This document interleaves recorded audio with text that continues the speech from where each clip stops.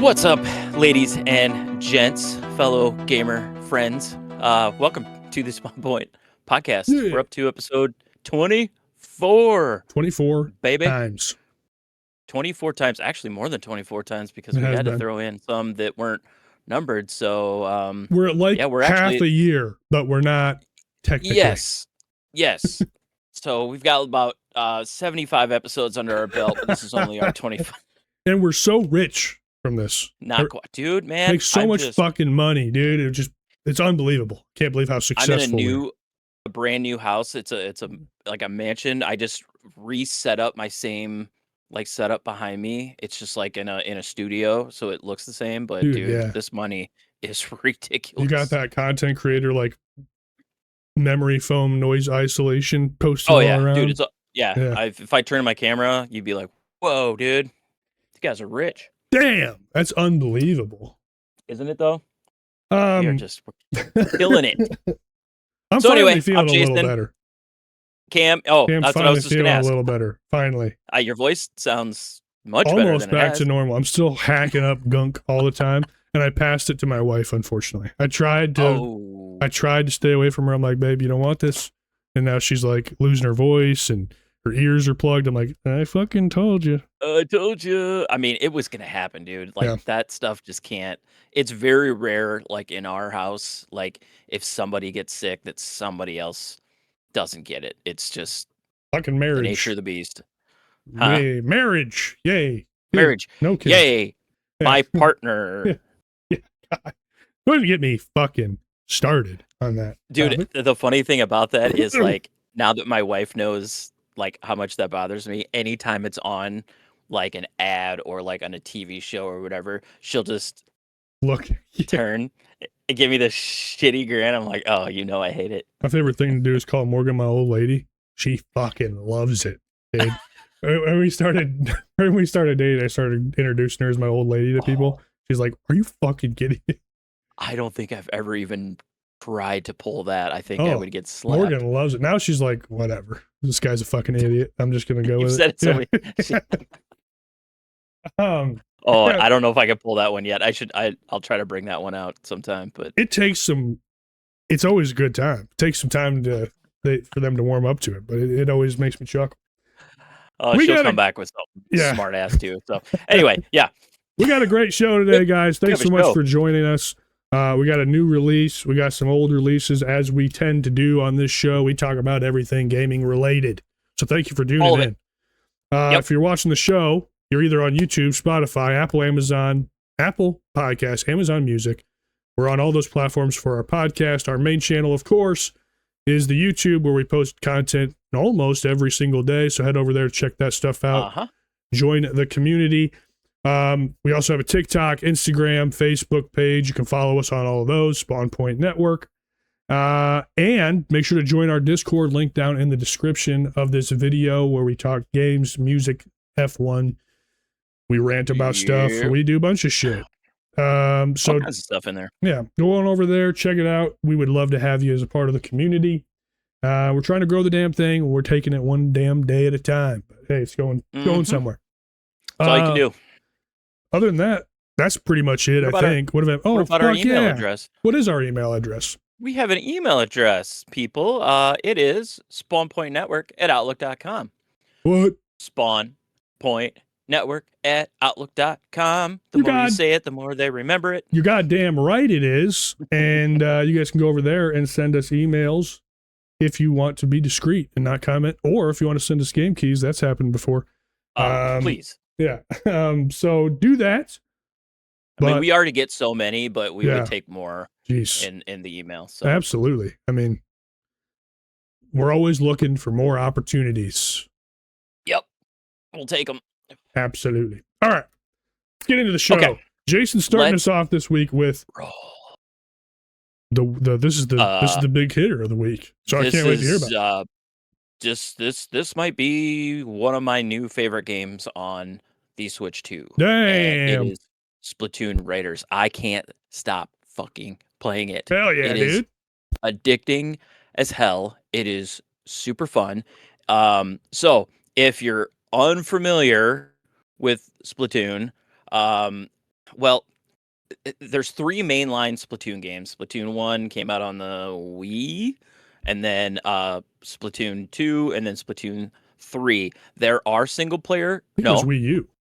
I think was it Wii U? Splatoon It was was Wii Wii U. It U, was Wii U. and but You are correct. nobody had the Wii U, so it popped Thank off you on for the Switch. correcting me. Yes. You are correct. But they are. Shut up. Yes, you're smarter than I am. I don't. Whatever. I don't think it's a positive. This is the dorkiest thing to be smart about, and I just know dumb shit about fucking video games. Anyways, usually I do too. Yeah. I'm disappointed in myself.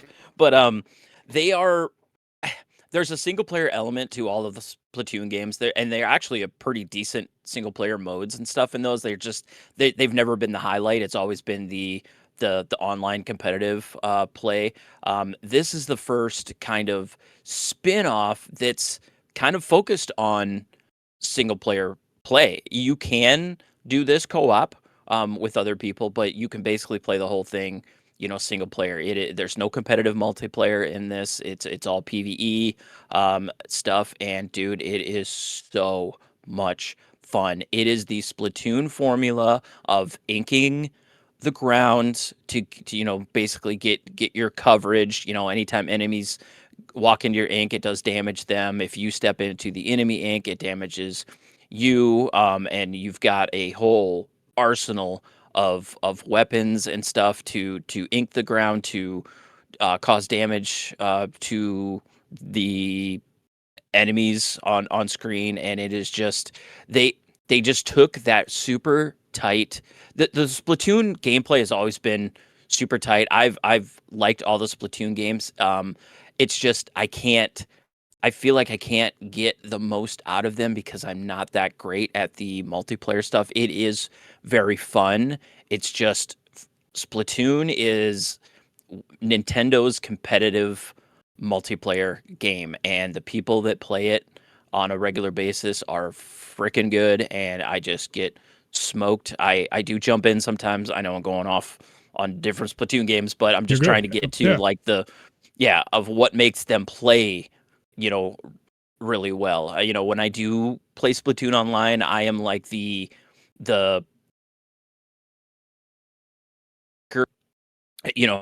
enemy players and stuff. I'm typically the one that's just like hopping off to the side just to cover, the ground and ink. Because ultimately in Turf War, you win by the most ink coverage on the map, and that's kind of what I set myself to.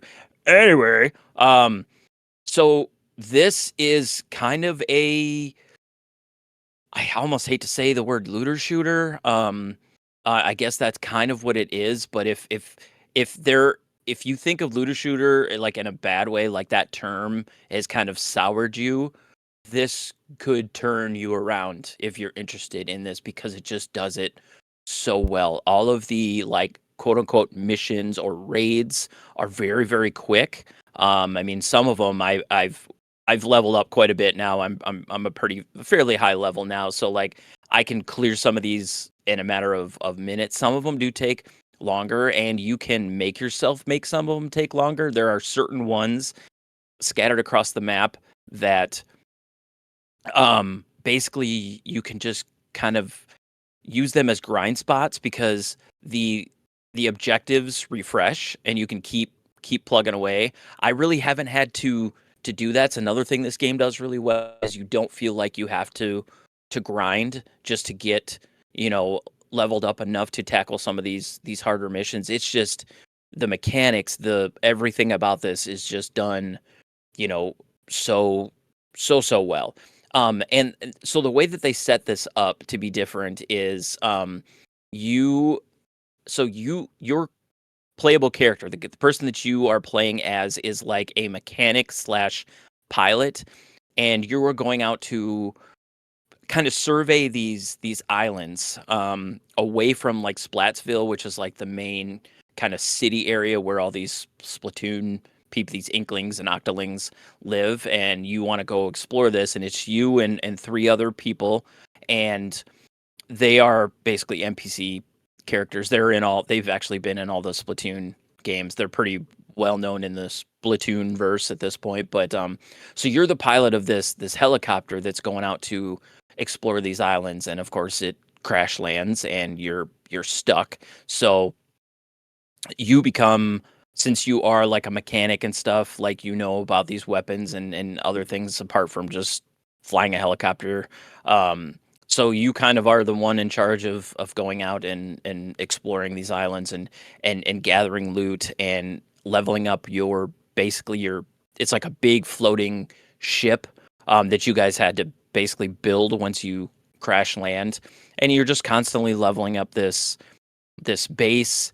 You're leveling up your character, you're leveling up your weapons. There are, it sounds overwhelming, but it's really not. Like, I'm surprised at how chaotic this can get and how many different elements are in it that I don't feel confused or lost ever. And I think that's just a positive for the game itself. I mean, if you really broke down and looked at all of the different elements, there's a lot going on, but it just does it so well. Like, and I don't know, man. I'm absolutely in love with this game. It is one of those games that, like, I'll play a game for like kind of a longer run and be like, I gotta play something else. You know, I like to mix things up. This is what I want to keep going back to and playing. It is just that good. That gameplay hook, that loop is just, man, it's so well done. So you kind of unlock the overworld map is kind of like, there's like a fog around it, and as you progress through these levels, you kind of like lift the fog and you see all the different, islands and different, places that you can go to, and some of them are outside areas. They're just multiple different islands that you can jump in between. Some of them are dungeons, so like you go underground and fight things there, and there's multiple different sub layers. I think shout out Cold Sticky, he was like, there's elements that remind me of Donkey Kong Bonanza, and I totally see it. You're like, you go to like a stage,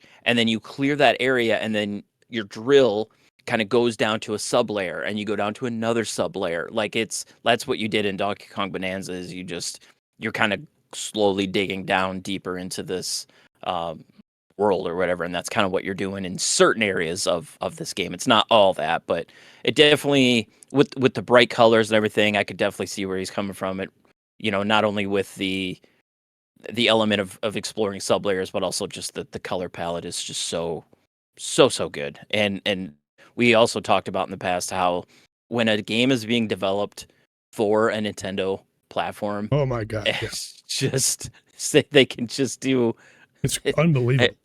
It's unbelievable. They do it so well. So not only do you have a multitude of different weapons, like there are like sniper rifles, they're regular like assault rifle things, but they're all like kind of funky, and obviously they shoot ink and not bullets and stuff, so but they kind of all go off of some sort of, I wouldn't say real world weapon, but something that you're familiar with. But then there are definitely some outliers, things that are way out of the norm. So you've got, like I said, you've got like sniper rifles, assault rifles, you got like what they call dualies, which is kind of like a dual pistol thing that fires really fast.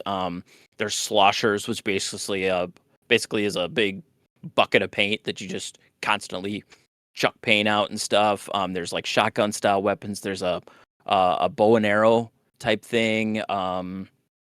There's miniguns. There's all kinds of stuff. And the cool thing about this that's a little different than the Splatoon games, yes, they're all based on weapons that have been in the Splatoon games since the first one, because you are like kind of scrounging for resources and stuff. All of your weapons are like kind of taped together. They're all like, basically you took parts and stuff and just kind of made these weapons, so they all have a distinct look. So even though they play a lot like some of the older weapons, they all look very unique to this game, which I thought was really cool. They could have just been like, well, these are the weapons that have been in the Splatoon games, we can just put them in here. But they've really done a lot of extra stuff to kind of set this one apart from the other Splatoon games, and they've just done it so well. So you've got your weapons, you have a choice between 3 different tanks, and your tank is what one kind of keeps all of your ink, with your character, but they all have there's a speed tank, there's a power tank, and then there is a tactical tank. So they like the speed tank has abilities built into it that make you swim faster, make you run a little bit faster. Power one has things that have just there's like a power move where you launch your character up in the air and then slam down, causing a bunch of AoE damage. Plus, your ink splatters everywhere, so it's better for ink coverage. My personal favorite, at least so far, is the tactical tank. You throw down turrets. You can throw these like almost big water balloon looking things that kind of float out, and then you can actually shoot them. And they explode, causing big damage to the enemies. There's also like this gun that like basically it's kind of like a turret, but you just stick it in the ground and it just constantly fires off just straight beams everywhere, and anything that comes in contact with those gets damaged. I just feel like with that tank I can really kind of set my place and kind of keep myself protected on all sides. So a lot of different elements like that built in to this. God, where else can I go with this? I mean, there's just so much more. I mean, you clear all these levels. You can go back to each one of them at any time. Once you get far enough in the game, it unlocks a higher difficulty for all these stages. And then if you progress even farther, there's an even higher difficulty. They call them spicy and then super spicy. It just more enemies, tougher enemies.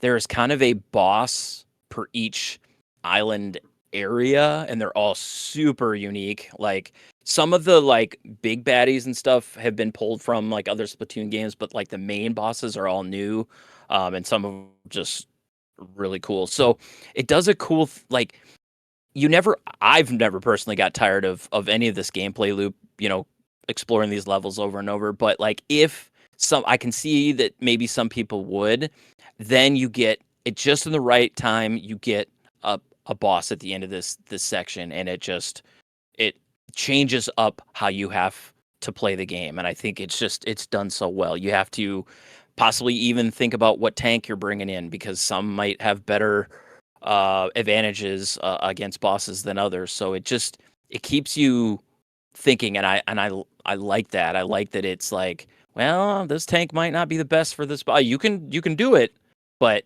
it's just making me mix up how I play this game. I have experimented with literally almost all the weapons in this, like weapons that I never even tried in any of the other Splatoon games, because I just didn't feel like they worked with the multiplayer. They just work better here. Man, I wrote a bunch of notes, and I'm just literally going off. No, that's great. The cuff. Listen, with this, because you clearly fucking love this game, and I'm so happy for you, dude. This is like maybe the most excited you've been talking about a game. I'm loving it. So just keep going. Just keep riffing. It's so well done. I mean, the movement, everything. And I like watching some of this. Like I was watching my own clips after I recorded them, and I've like, this is me, and I'm still like, how the fuck did I get through this? But when you're playing it, it just works. It's awesome. Like it's just like, yeah. And there are so many different things. Like you have to constantly refill your tank and your weapon by basically going into ink form, which is like this little squid thing, and that kind of makes you kind of float around in this ink. It also heals you, so you're constantly going back and forth between that to both heal and to refill your gun. You're watching your devices to check when they there's a cooldown timer on all of them, and then you're watching that to make sure that when it's ready, you're ready to use it, because it's basically, in this type of game, it is like when something's ready to be used, you use it, because it refills fast enough, and you're constantly being bombarded by enemies. So but on top of like all the different tanks and weapons, you can level up each individual weapon. You can add like modifiers to all your tanks, to your gadgets. I mean, and it's constantly dishing stuff out for you. I mean, maybe not all the stuff you'll need, but like it's just that little piece, that's like, ooh, what's that? What's that? What's that? And sometimes it's a great thing. Sometimes it's something you discard and whatever and move on. You can also break down. I got the ability to break down weapons because my weapon screen was like 5 pages, and I'm like, dude, I mean, and because I kept weapons from like my first couple runs, like level 1 to 3 stuff, and I'm like, well, I'm never going to use this, and then you get an ability that lets you break weapons down and use the components to upgrade other things. It's just I feel like they thought about everything for this being like their first run at this type of thing. I feel like they've thought of everything, that makes this work, man. And it's just so much fun. It looks incredible. Dude, this is a gorgeous fucking video game, bro. It is. Yeah. I don't know if it's just me or what, but like the lighting, the way that this, like, dude, as you said, if developers prioritize the Switch 2, they can make some really fucking awesome looking games. So it may not be like the powerhouse for third party. No. But boy, when Nintendo makes something for this, you almost know it's going to be good. Unless it's Mario Kart World, and, we'll leave that at the door. We'll leave that. Yeah. Yeah. That's true. I'm just kidding. I like messing on that game, but it's a whole other thing. But it's just, and it runs. I mean, I have never saw a hitch in this once. A solid 60 the entire time. It doesn't matter how many enemies are on the screen, doesn't matter how many power-ups you got. I mean, there's just shit happening everywhere, and it is buttery smooth. Absolutely. And I think that's so cool. Sticking on the visuals, art style here, phenomenal. So it's going to be, I think it'll probably be timeless. It looks really good. It's going to look good in 10 years. And I think that's one thing that Nintendo's really good about and have always been good about. I mean, if you look back at Super Mario Brothers, or at Super Mario Brothers 3, which I almost bought you a poster stick up behind you. I know, I saw that. There was a Metroid, we're not going there. But like this game looks absolutely incredible. I got a couple things. So stick with me here. So it is just raid based. So it's is it pretty linear? For the most part, you're just picking a raid, going through it. Kind of. It's weird the way that the islands are laid out. It almost is like in a spiral. Like you start like on this corner, and then it kind of like unlocks in like the spiral, and you're kind of working your way kind of towards like the middle. But yeah, it's all kind of linear in that sense to kind of get to like this ending area. Like you're finding there's a story here. It is what it is. But I mean. Not here for it. You are finding these little like things, throughout the like, oh, there was like a civilization here before us and stuff, and that part of that ties into like the treasure system that you find. A lot of these like components are like these old world like components that you can still use, and they help your character advance, and they add different things to your loadouts and stuff too. So, but yeah, I mean it's linear enough, but I have gone back to other, like I made it about halfway through the campaign, and that's when like some of the spicy raids opened back up on some of the earlier levels, and I went back and played some of them. I got to a point though where I was playing a bit too many of them, because then when I got to like I went back to like the story, I was a little bit higher powered, but it doesn't matter. No. It really doesn't matter, because if you want to keep playing this, you're going to get to some of those super spicy levels, and they're tough. I've definitely gone into a few a little underpowered and did not make it very far. So, well, that's awesome. Yeah, I think. I'm just so happy for you, man. You've always talked to me about the Splatoon single player stuff. I'm not a big Splatoon guy. I think I played the first one, and I didn't even know they were doing single player content. No idea. And I know that you've always said that they're good, but they're obviously just a side component of the mainline games. So the fact that they came out with a single player focused independent side project was a smart move, and it sounds like they absolutely nailed it and everything from what you're saying. So it's a great evolution of this series. Yes, perfect way of putting it. Yep.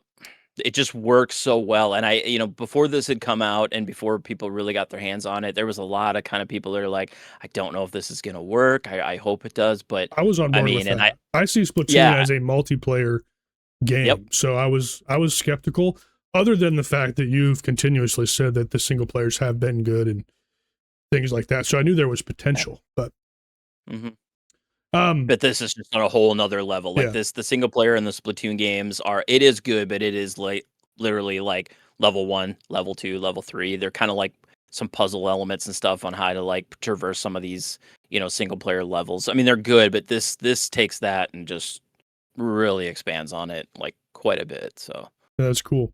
I'm going to play devil's advocate a little bit. Okay. Do you think, maybe not you so much, but do you think the community is a little disappointed that there's not a PvP element to this game? Or is the content here good enough to justify itself in the Splatoon universe, even though it is a multiplayer focused franchise for the most part? Yep, and I'm actually glad you asked that, and I was curious about that myself. So I did kind of look at other, some of the sites that I knew were kind of covering this, and a couple of them that I had read before this game came out that were like, yeah, Splatoon for me is the multiplayer. This is cool that they're doing something different, but this isn't going to be for me. A lot of those people are saying I'm eating my words because this is wonderful, phenomenal. It just works. They're like, this isn't going to, I hope, obviously Splatoon 4 or whatever is probably just going to be what Splatoon was. And they're like, they're never going to go away from that. But the fact that they're doing this and they did it so well, a lot of those people, like I said, are on board with this. And they're very surprised by how well this actually works. So, yeah, that's great. I mean, yeah. It's good for the devs too, because this could be a whole side run. It's just it could be a whole thing. And I mean, the people, I've only heard about this from you. I'm not looking at this sort of shit in my free time, so I'm just getting your perspective. But yeah, I'm so pumped that you love this as much as you do. Well, it makes me happy. I've just gotten. Yeah, and I've gotten really into this, and like to the point where I'm like looking at other, like I want to like talk to other people that have been playing it. So I have been kind of looking at different, sites and places, and people are like, man, this is just hitting like so well. So that's awesome. It's awesome. Sorry, I'm a bad co-host. I'm not a Nintendo guy, except I have been playing a Nintendo game that we're going to talk about a little later. Okay. But so these orbs, these are experience orbs, right? Yeah. It kind of ties into like they are experience orbs, but like some of them, like, so the little ones, those are experience, but like the big ones that you see that are like, they look like kind of eggs. Yeah. Those are a lot of times what are needed you need to collect a certain amount of those in order to power up something to progress. Some of these levels are literally like egg catching levels, and there's a meter at the top that you have to get so many to progress to the next area. So yeah. Yeah, it's weird. I don't know if I fully quite understand all of that, because some of the levels I feel like it's like you gather enough of those things and it develops into something bigger. So I don't really know if that's experience, or I'm not really sure. That's a good question. It's just so much going on screen. I don't even know what I'm looking at sometimes until I read like you get like a post raid, kind of rundown of how you done, and I just watch my experience go up. But I don't know if it's really tied to the orbs. I think those are all egg things. Yeah. Interesting. Yeah. So you said looter shooter. Are you looting? So you're looting. You already explained this. This is fucking stupid. Are you using like components that you find throughout the raids as like level up components for your weapons? Is that how that system works? Yes. Okay. Yeah, not necessarily like level up in a sense of like a number, but you're making them stronger. You're making them do different things. There's like, like for example, one of the abilities on like the power tank is this launch in the air and then slam down. There are things that you can, all kinds of like mods basically that you can put into that, where it's like increase your jump's height, so you get a higher height. There is increase jump like hang time, so you get a little bit more time in the air to kind of like position yourself in the best possible place to slam down. There's how big is your explosion once you land and hit the ground. There's all that kind of stuff, and those are all little things that you're getting as like loot. I mean, there's the loot in the sense of like the weapons. There's loot. I guess it's mainly weapons and ability mods and trinkets and stuff like that. So all that stuff is kind of leveling you up in a sense that you're getting more powerful, but then you also have just an overall level system, and each one of the raids will give you a number of how strong the enemies are in that level. So I've through most of the campaign, I was usually 1 or 2 levels below, the number that it's giving me, but it really only seemed to matter when I was getting into like the 5 or 6 level difference that I really could see. I could still smoke, 1 or 2 levels ahead of me, enemies and stuff, no problem. So yeah, it's the leveling as far as like your character and stuff. Even your weapons have leveling and stuff. That just makes them stronger. It makes you, stronger too. So like when you reach a certain, when you level up, you get this little excuse me, it's like a scroll, and it's like a skill point. So you can put that skill point into HP, weapon damage, gadget damage, and gadget. What do they call it? Gadget expansions. So like every gadget that you have has like a bar underneath of it of how many of the this is where it gets like it sounds more difficult than it really is, but like every gadget has I think they start with like 10 gadget slots, and some of these components take up like 3 to 4 to 5 of those slots. So like at the beginning you can only attach a couple things to each gadget because they all take up space. While you're leveling, you are expanding each one of those gadgets maximum attach level or whatever you want to call it. And then I've got a lot of the stuff's close to being maxed out at this point. And, I've got like 25, 26 points that I can add. So I've got a whole list of things that are all basically attached to this gadget, and every one of them does something a little bit different and makes the gadget a little bit stronger, or more powerful, essentially. Awesome. This is a question for maybe only us. Have you talked to Mike Anderson about it? No, I haven't. Okay. I only asked because he's a big Splatoon guy, so I was just curious what his thoughts were. I plan on talking to. I just haven't seen him since this came out. Cool. But I definitely plan to. Well, yeah, that's just an us thing. I was just curious. I know, but I haven't yet. He's a sicko about Splatoon, from what you said. Yeah, I would jump on with him and his wife, like the online stuff, and oh my god, I was like, I should be with you guys. You guys played this for like 1,000 hours. Yeah. Okay, I think that's it for me. Yeah, I know that was long, but I love it. It's our highlight game of the week. I mean, it just came out, so great. $49.99. Is that real? Yep. Not even full price. Nope. Wowzers. It's surprising, but it's perfect. I personally think that it is worth more than that. But the fact that it's not more than that is even icing on the cake, essentially. Awesome. I can't wait for you to keep playing. Keep talking about it. It's going to be. Oh, I'm going to.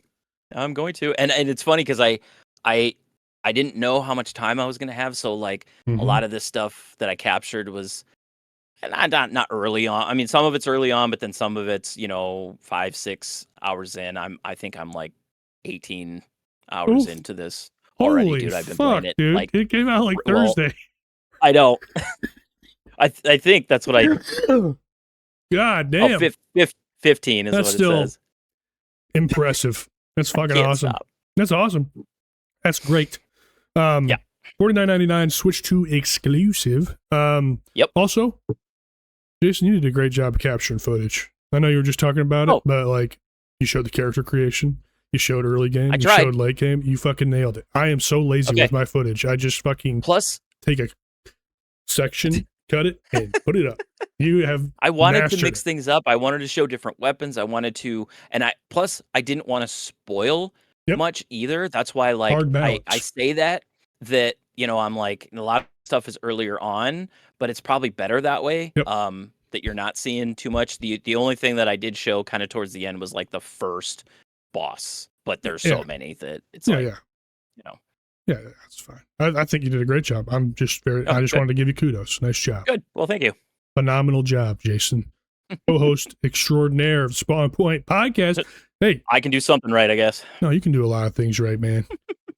We're in this journey together, and you're just getting better by the day. I love it. You know what I mean? Good to have. For sure. It's good to have someone that doesn't think I'm an absolute weirdo for making content all the time. So thank you. No. No. All right. You're just better at it than I am. Hey, you're getting there, dude. Getting there.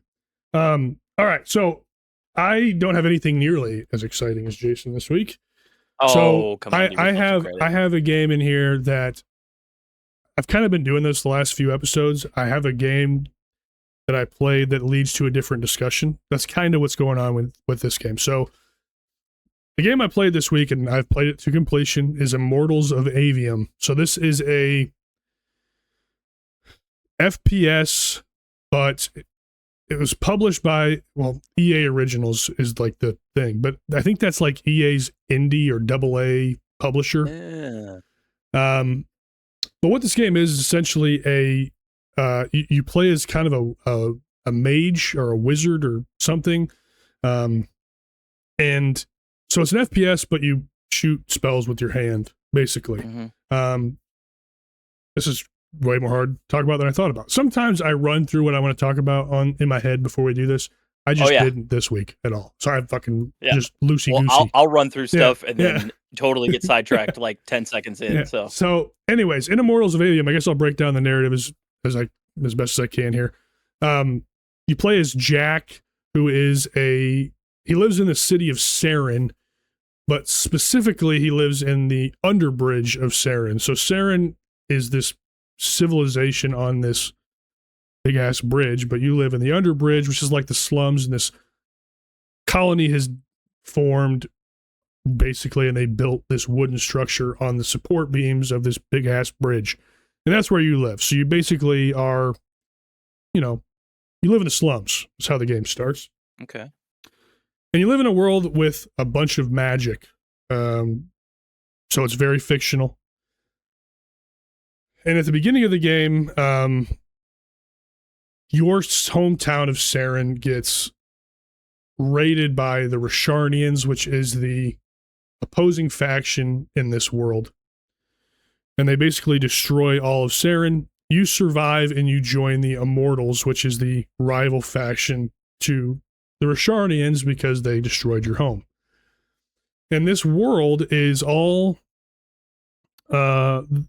taking place, I don't know how to explain this, I'm fucking sucking. But basically the main plot around this is that there's a war going on between the Immortals and the Rasharnians, and it's called the Ever War. And basically what the Ever War is about is both sides have different views on how magic should be used by civilization. So this is where it's going to get a little tricky because I have beaten the game. I know where it goes and I don't want to spoil things. So I'm going to leave it very vague. But you find out that by humans having the ability to use magic, it's creating a wound on this planet that they live in. And the wound is this big crevice that's basically the world is eating itself from the inside out because humans have the ability to use magic. And so they're both trying to decide. So the Rasharnians have an idea on how to fix the problem, and so do the Immortals.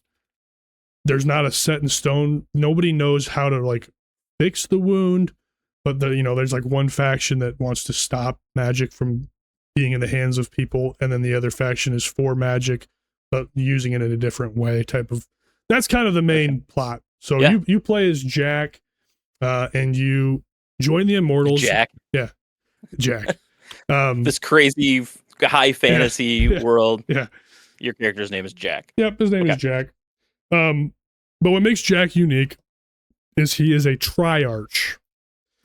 So everybody that can cast good old triarch. Yeah, everybody I have no idea with that. No, sorry. So everybody in this game that can use spells and magic is called a Magni. Okay, so most everybody in the world is able to use one form of magic. In this game, it's red magic, blue magic, and green magic. They don't use the element names. They are literally named after the color of the magic that they use. But with Jack being a triarch, he's able to use all three versions of magic, which is exceedingly rare, but that's your whole thing. So throughout the gameplay, you're switching between your blue magic, which is typically like a distance sort of weapon. It's a slower weapon, but it does precise damage. The red magic is like a shotgun, so it's an up close heavy damage dealing weapon, but doesn't have a lot of range. And then the green magic is like usually seeker shards, which are self-targeting rounds and stuff like that. So you're kind of constantly flipping between these different spell types as you're playing through the game, which I think is pretty cool. You know, I think it's a cool little change of pace from the typical FPS genre. And, you know, I think this game is pretty good. I think it was received, it was pretty mixed in its reception. And I think there's a lot of problems with this game. I think narratively the game kind of stinks. I think the overall narrative is good, but it's another adventure. Yeah, it sounds cool. It's another Adventure of Elliot situation where Jack thinks he needs to be cute all the time and needs to make jokes all the time, and it just fucks with the narrative pacing because it's like dire circumstances, but this guy seems to want to crack jokes. I mean, he like got me like once, like with like a good little remark or something. Yeah, but like a little quip. Yeah, but like maybe I'm just a old man and I don't want like corny comedy shoved into my like narrative experiences or whatever, but that didn't work for me very much, you know, and it definitely degraded my overall experience of the game. Another thing that I just don't like about this at all is, again, there's no ADSing in this game. So it's I don't know how it would work even if you could ADS, to be honest. That too. But you're free aiming constantly. So again, I'm playing on PS5. If you free aim, you have no aim assist. So you're constantly, you know, just flinging your thing around, and it's hard to play a game like this on console. It'd probably feel significantly better on PC, but again, I don't even know how they would make this work. But instead of ADSing, like on the left trigger works as like another spell, so to speak. So if you're in blue magic, you can pop up a big ass shield that protects you from all sides, and then the shield breaks and slows down time and lets you reposition and do some things. So they do some cool things with it. It's just not my preferred thing. But anyways. So I don't want to cut you off, but I did notice there are moments where you're like, when you're throwing that like spear thing, that it does look like it zooms in a little bit. Is that part of the attack itself? Yeah, it's part of that thing. So there are different weapon varieties in the game that you get, and they're all tied to your gauntlets. So you pick up different things. This specific one is the javelin. So you have to hold it to charge it. And then that zooms it in a little bit. Yeah. Okay. But no aim assist there. I mean, you just have to aim your shots. But I don't know. I just think that's a miss for console games. I think we need aim assist. It's just, listen, I don't know. It's just my preference. But anyways, I think this is a very mid game. I do think the overall narrative, like, of what I explained is good, and it resolves in a very nice way at the end of the game, which I think is also good. I think the game tells a very good story. But the reason I wanted to talk about this, and I was thinking about making a dedicated video for this, but I decided I'd just talk about it on the show. I think that FPS games as a whole, like the genre, is on its final legs. Mm-hmm. I think it's like there is no. I don't every FPS I've ever played always lands flat in the middle of my range. Yep. You know, like it's very similar to what we say about racing games and how the ceiling isn't as high. It's the same issue with FPS games for me. The ceiling is not nearly as high. I just like racing games way more than FPS games by a long shot.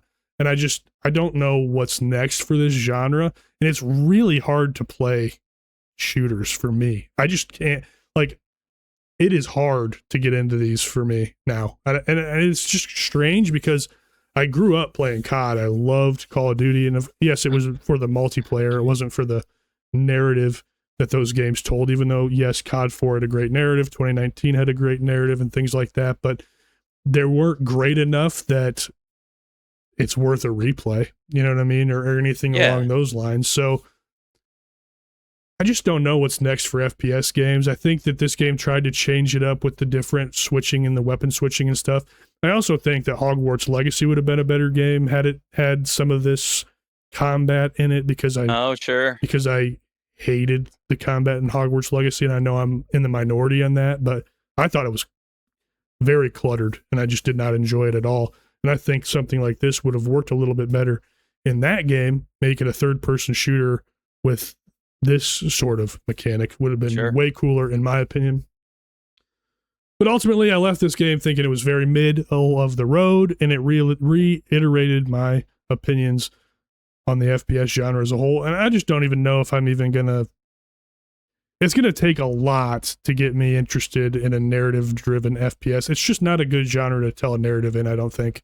I don't know what it is about it, but maybe I've just played too much of them, and this gameplay loop is just not that fun anymore. But like, shooting galleries are no matter what game you play, they're pretty much the same, and they really blend together. And I don't know what it takes to distinguish yourself in this market anymore. So, I mean, that's obviously why we're seeing things like battle royales and extraction shooters and things like that have really changed the flow of things. I don't like either of those. Some people do, but strictly from a narrative single player perspective, which is what we talk about most of the time on this show, I don't know what's next for FPSs. So that's kind of the main thing I wanted to cover with this, was that I don't know where I'm landing on that. But other than that, that's Immortals of Aveum. It's a decent game. $60 still. You can get it on sale often. I don't know. It was a playthrough. Yeah, this is one of those games that, like, I've seen the cover art for this so many different times. I know exactly what it looks like. I knew, like, basically the bare minimum of what this game was, but never got a chance to play it. Didn't really know much about it. So to start, I think that's cool that at least you brought it to the table. Now I at least have some sort of idea of what I've seen the cover art for so many goddamn times.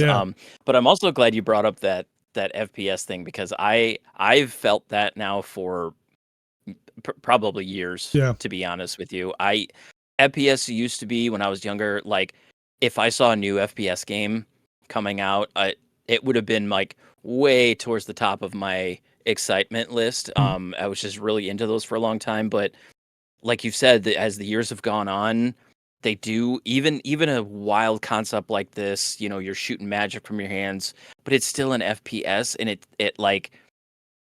it still kind of feel like you're doing a very similar thing with like a palette swap. Yep. You know, they've just started to kind of feel samey. 100%. To me over the years, and my interest level, I still think they're cool, and then every once in a while there is a standout one, but it's gonna have to do something just wildly different for me to kind of put FPSs back in the tier that I used to hold them for sure them in, like you said with racing games. You know, the ceiling is only so high, and I felt like over the years my FPS ceiling has just kind of dropped. I agree 100%.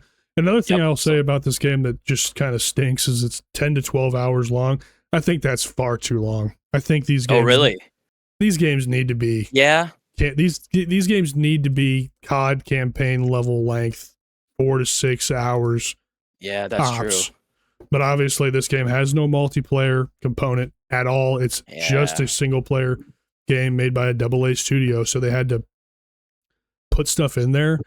But Jesus Christ, dude, like walking into the, I mean, we've all done this. You walk, it's quiet. You walk into this area, it's like, oh, here comes a wave of enemies. Oh, like, it's the same. You totally can see it. Yeah. You can see it from a mile away. Yeah, and it's just like, you can only tolerate that so much. You know what I mean? And like, I thought the spectacle of like this weapon switching and the particle effects are nice in this game and things. And I think the game looks pretty. I think the game looks nice, but none of that is enough to kind of keep me going. I mean, I beat it. I ended up, what was my last session? My last session was like 6 hours straight, you know, like because I was getting there to the end and I was like, I'm just going to push through. Yeah. But it's just it's the same thing. Like, so like with Mouse PI for example, you know, another FPS game. Yes, it's got a unique art style. It's to do something different. It's still kind of an FPS though. Like it still fits in that. Yeah. You and I played the same game pretty much. Like it's and I just couldn't, like, I had been talking about it for so long, and I finally, last episode, it was like, all right, I just got to the end, but like it was too long. Like for doing the same kind of things over and over. Yes, it was trying to tell a story that kind of did run that whole length, but it did not need to in any way whatsoever. So yeah, I think you got a point with, a slightly shorter runtime on these. I think just, I don't know, would make them feel a little bit more special and not drawn out. Yeah. It's hard because, like I said, this game also has a great narrative. I think the narrative in this game is underrated in a lot of ways. This game got shit on. This game got dunked when it came out, I think. It does have some performance issues. There's frame gen you can turn on in this, like, deep in the settings for PS5 that I did turn on and it made the gameplay much better. I will say that as well. So make sure you dive into the settings if you want to play this. But it tells a good story. It tells a really good story. Like, I feel like the themes of my conversations are always the same from week to week because we kind of are talking games all the time, but it's like, it's so similar to Elliot for me. It's like but it kind of backwards. Sure. Like, the narrative is good. Like, I love what they did with the story, and it's very unique, and it's not really a story that's been told before in the way that they told it. So, like, the writers did a fantastic job with the game, but the combat isn't there. So it's like, it is like the opposite of Elliot. It's like the complete opposite of Elliot. And I'm not saying I get both? Yeah, I'm not saying either game is bad, but like, right. It's just, I don't know. I know what you mean. I know what you're saying. And I'm like 100%. And it's discouraging, right? Because I got Soldier of Fortune Payback, which is a old school game that I played as a kid. It's known for being incredibly gory, right? So I've been playing through that, and again, it's just like, this is a fucking shooter, dude. Like, I don't know if I can get through this. Like, so it's difficult, and these are hard to talk about too because they are so similar. They're different narratively, but they're like palette swaps. So, anyways, yes, that's how I felt for a long time. I mean, I feel like the last like big FPS that really like made me go, oh, they're doing something new was like fucking BioShock. I mean, at this point, it's just like, I mean, I'm sure there's some that I'm missing in there. I would go a little more modern. Like, I think Titanfall 2 was maybe like the best. Okay, I think Titanfall 2 was the most revolutionary, newest FPS that we've ever got. I think Titanfall 2 story is awesome. Oh God, man, it's that so campaign is so good. And I think that, that's true. But but BioShock, you know what? Criminal Sin, haven't played those. Oh, dude, terrible. I know. Loved the BioShock. I think BioShock 1 is probably the best. 2 was cool, but it kind of felt more of the same. And then BioShock Infinite like really changed things up, and like you're on the Sky Islands now instead of. And I really think they did a good job with that one as well. But yeah, they're great games. You should give them a chance. I have them on PS3, but they have remastered versions now too. So yeah, there is that. I mean, even the remasters. I mean, they have kind of started to show their age a little bit, but the mechanics and stuff are all still pretty solid. So visuals don't do nothing for me anymore, anyways. I mean, yeah, they help, but do help. As a kid, give me good graphics, I'm good forever. Oh, that's how I was too. But now it's like, no, yeah, yeah. kind of funny. It's man. so It's funny funny because there is a pretty like decent age gap between you and I, but a lot of that stuff we're very similar on. Yeah. You know, you got there like earlier than I did Yeah. with some of this stuff, but yeah, we have very similar views on a lot of different things. So and very different views, which makes our show good. Well, that too. You can get this on PS5, Xbox Series, and PC for whatever it goes on sale for. It's still full price is $60, but relatively cheap. Let me know in the comments what you guys think, or maybe let me know how you continue to play FPS games in the modern era. And I'm specifically talking the single player stuff. The multiplayer is an entirely different beast as a whole. And in my I mean, I'll just continue on my hot streak. I even think multiplayer shooters are samey, and I like them. But even like if I look back at if I look back at my younger self playing World at War, I don't know if I would not ever play World at War as much as I did as a 32-year-old that I did when I was 14. Oh yeah. You know what I mean? Oh yeah. Regardless of now I play games alone, and back then I had a bunch of friends or a bunch of people from school playing. Even with that, I don't think I would have played it nearly as much as I did back then. And I almost think it was more of a novelty that we could play together in this game than it was like the actual game itself. Super hot take there, but I don't know if these. I don't know. It's weird to experience all of this as an adult. Yeah, I feel like a game has to really like be something special and new and trying something different to like have me go back in, back to Splatoon Raiders real quick. Like I said, it's you can play the whole thing, single player, but I have gone into like there's like a help system in that game where like people can like kind of like in Monster Hunter, you get like a notification that somebody needs, and I jumped into a bunch of different people's stuff, and you get your own loot and stuff like that, but like it's just with that game doing something so different and new, I was curious to see how that worked, and it worked really well, and I had fun jumping around with some people. I mean, I didn't use like voice chat or anything, but like, just knowing that a couple of the other people on screen are actual real people. I've had people jump into my games as well, and that's the first that I've really like gone into like a multiplayer kind of thing in a while. So, but it's just because it's something kind of new and fresh. Yeah. So, yeah. FPS games suck. Anyway, that's my stance. Putting a flag in the ground. FPS games stink. They're just so mid, like you said. I think they are. You. It's weird because I loved them for the longest time. Loved them. Couldn't get enough of them, and now it's like completely opposite. Anyway, we stayed on this fucking. It was probably like my. Long, but that's okay. Go ahead. It was probably like my number one genre for a long time, especially when I was. I've always loved racing games. They've always been there for me. I have too. Yes. But as I've gotten older, I've switched to. I love my fucking single player stories. I don't know what the fuck happened. It came out of nowhere. I think it's because I played so much League. I was like, I can't deal with people anymore. I need to fucking like. Yeah, that'll do my own thing. Spoil your your thoughts on people. Still been playing that shit. What a nightmare. All right, that's enough. Okay. What else you got? Well, passing it back over to you. Okay, we're gonna go back to a racing game. So this is called. Don't butcher this name. Holy shit. Assoluto. Okay, Racing there it is. Assoluto, not Assoluto. Assoluto. I had to like double check the spelling. I was like, did this fucker spell this wrong? So I had to like put it in Google, and it was like, oh, it is. Okay. Yep, it's called Assoluto Racing, better known as Gran Turismo's autistic cousin. Oh shit! Okay, all right. It is a sim racer action. Gran Turismo ripoff. Not in like kind of the worst way possible, but I mean it's decent. Okay.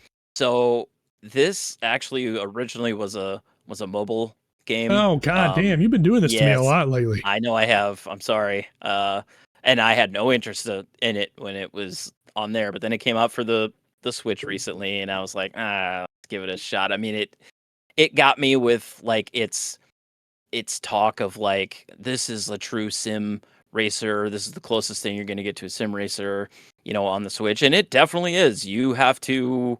I mean, you will spin out. You have to hit the corners right. If you hit the gas, just like straight off. I mean, you have a lot of tire spin.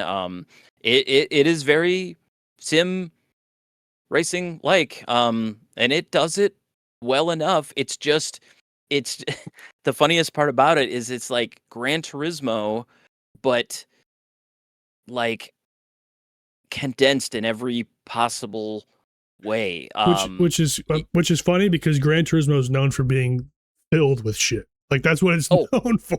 Yes. But not only that. I mean, this is filled with stuff. There's real world tracks. Yeah. These cars are all fully licensed. They're all I mean, there's a huge selection of cars, a huge selection of tracks. A lot of what you're gonna see though, like gameplay wise, is like you have to go through the whole license thing like you did in the Gran Turismo games to get into other events. So there's going to be a lot of like, time trial stuff. I just after a few hours finally got into like racing against other people. So it's just it's a slow burn to kind of get into this stuff. You start out with only a couple cars, and you have to kind of win these. I don't even want to call them races because they're not like races, but like you get credits for everything that you complete, and you can purchase other cars. The mobile version, which I did not play, I just kind of looked into it. Was heavily like microtransactions. That's in here if you want to. It's got its own like separate section to go into like a shop, but it does not hit you with that stuff like while you're playing the game, which I appreciate. Also, you are given a bunch of stuff right from the get-go. I would hope so. In this. Yes, you have like a whole bunch of credits and stuff like right from the get-go, and I have not even thought to even look at the shop or anything yet, because that's not what I'm playing this game for. And if it gets to that point where I feel like I have to spend money to progress, I'm done. But I don't think that's going to happen in this if I keep playing, which I might not. I don't know. It's very, very smooth. It's a solid. It plays well. It's not super detailed in any of the tracks or anything like that, which you can probably see. Yep. But it's very, very smooth. It plays really well. The handling is actually really well done for kind of a budget Gran Turismo style game. I was kind of surprised on how it actually handled. Don't like all the camera angles and stuff. I was gonna say that. Yeah. I flipped through. I ended up finding the one that I just felt worked the best for me, but I didn't love it like the whole time. Fucking up the ass of the car. That you are, and I did after I had captured a lot of the stuff. I found there's something in the settings of like even so you have like this chase cam or whatever, but then you can even adjust the chase cam so that like when you hit corners and stuff, the camera kind of swings out just a little bit, gives you a little bit more view on stuff. So I switched to that, but I don't think I got that in my captures and stuff. But yeah, there's just a whole bunch of different disciplines. There's unmodified, there's modified, there is drift, there's like tandem drift, there's like hill climb races, even there's rally stuff. There's a lot in here. I just I didn't have enough time with it yet to show you everything. And it kind of slowly gives that stuff to you as you work your way through here. So yeah, I mean full tuning and stuff. There's a like a, what do they call it? Like a garage that you can go into and see all your cars and tune them up and stuff.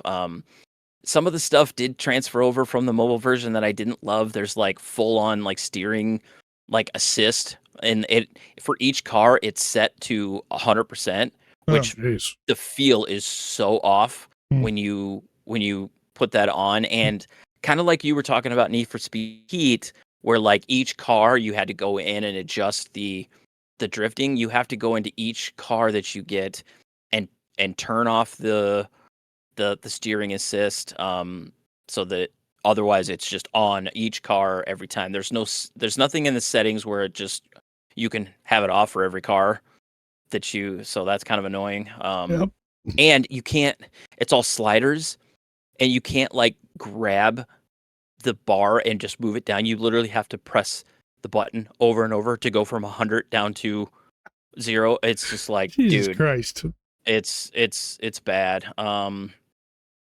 I think I went through like there is multiplayer on this. I didn't even jump into that because I didn't feel like I had a good enough car yet to really do that. But just think Gran Turismo, like a budget Gran Turismo is the best way that I can describe this game.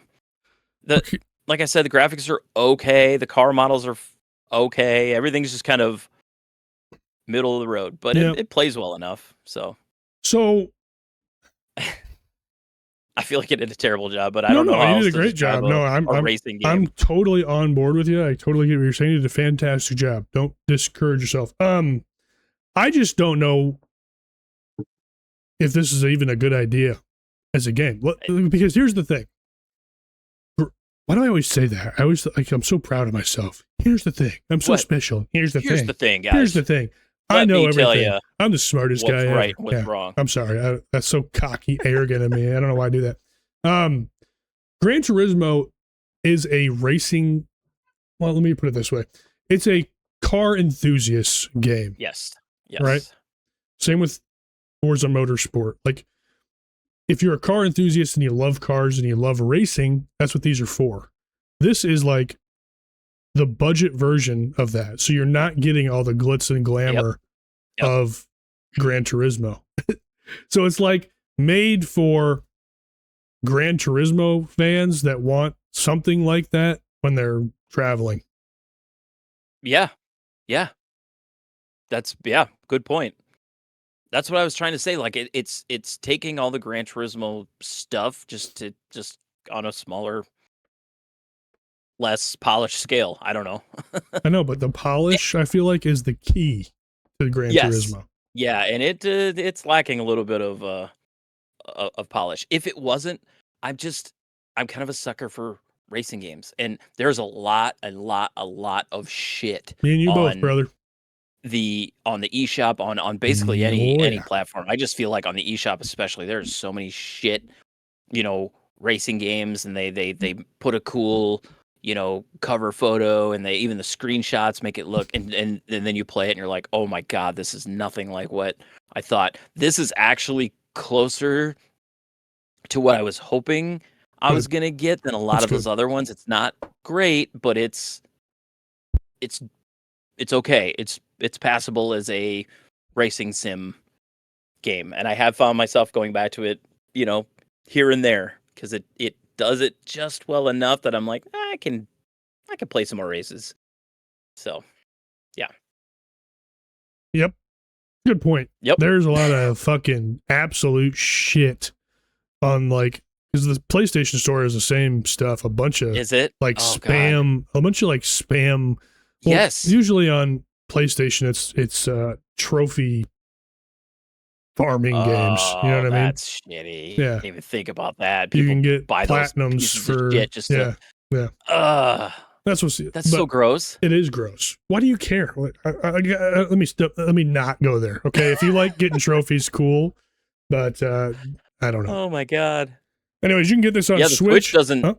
Go ahead. I was just gonna say the Switch doesn't even have that. Like, if you're playing a shitty racing game, I mean, why? You're not even getting trophies for it. So maybe well, check it out if you want a sim racer. They are few and far between now, I suppose. So and that's what I'll say about this. If nothing else, I mean, if you don't like arcade racers, you're a Switch player or whatever. I mean, this is probably as close as you're going to get to something sim like. I mean, and it, like I said, I mean, the components, the handling, the way that it actually drives does feel very sim like. That's not quite as tight as, you know, a Gran Turismo or a Forza, but it's okay. It's passable. $15.99 on Switch, which is why we reiterated the fact that you better get something for buying it. Free on mobile. Yes, exactly. Okay. I don't have anything else. Like I don't either. Yeah, it's good enough. It's a game. It's out there if you want it. It's a game. Uh-huh. All right. Boy, oh boy, am I fucking excited for Appulse. Holy shit.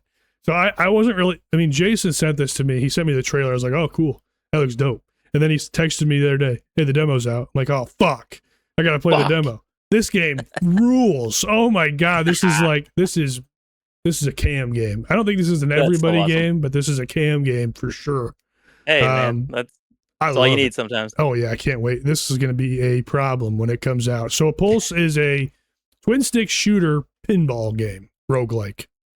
A lot of things going on there, but odd combo. Yeah, works so damn well. It's great to hear. This is not going to be a long conversation because it is literally just a demo, and there's not a lot of substance to talk about here. You're playing pinball with a sentient ball that can shoot. You know what I mean? So there's not like a lot to talk about here. It's got a very space aesthetic. They did a lot of really cool things where you have like your home ship where you can do upgrades and things. And then when you pick the ship that you want to go to, you launch out of a cannon into the playfield, which is just cool. Instead of just plunging the ball into the playfield, you get to like shoot your way over. Just like some cool aesthetic touches. Game is very indie, but the one thing I want to say about this is the actual pinball like physics and stuff and like hitting your shots feels unbelievably good in this game. Oh, good. Which is not easy to achieve. Like I talked that about was the one thing that I was worried about when I like told you about this. I'm like, he loves his pinball and he loves his pinball feel. I don't know if this is going to hit that for him, but this game does. And I talked about Devil's Crush and Alien Crush. I think that was when you were on vacation. Those games miss that for me. They don't have that pinball. I don't know if it's physics or what it is, but there's something kind of off about, like, even if you hit your shot in Devil's Crush and Alien Crush, it's kind of like, okay, I kind of lucked into that or whatever. But like, there is definitely some skill expression in this game, which I think is really cool. I think the addition of weapons in the game, which I thought, when you sent me the demo or the trailer, I was like, man, this game's trying to do a lot of shit. So it's going to fuck something up, right? There's going to be something about this that I just don't like. It's usually what happens when an indie game goes too wild. There's something that I'm just going to be like, okay, could live without this. But I think the weapons, like the twin stick shooter aspects, work incredibly well here, because tilting in pinball, if you just casually play pinball, isn't a big deal. But if you play a lot of pinball, which I am a pinball head now, right? So I'm like, I understand nudging, tilting, and things like that. And like when I go up and play pinball, if you've watched any of the vlogs on the channel, I've done some Pokemon vlogs, and you see me rocking that Pokemon machine. I am up there beating the fucking piss out of it because I'm trying to nudge it. And like, I understand like the telemetry and things like that and stuff.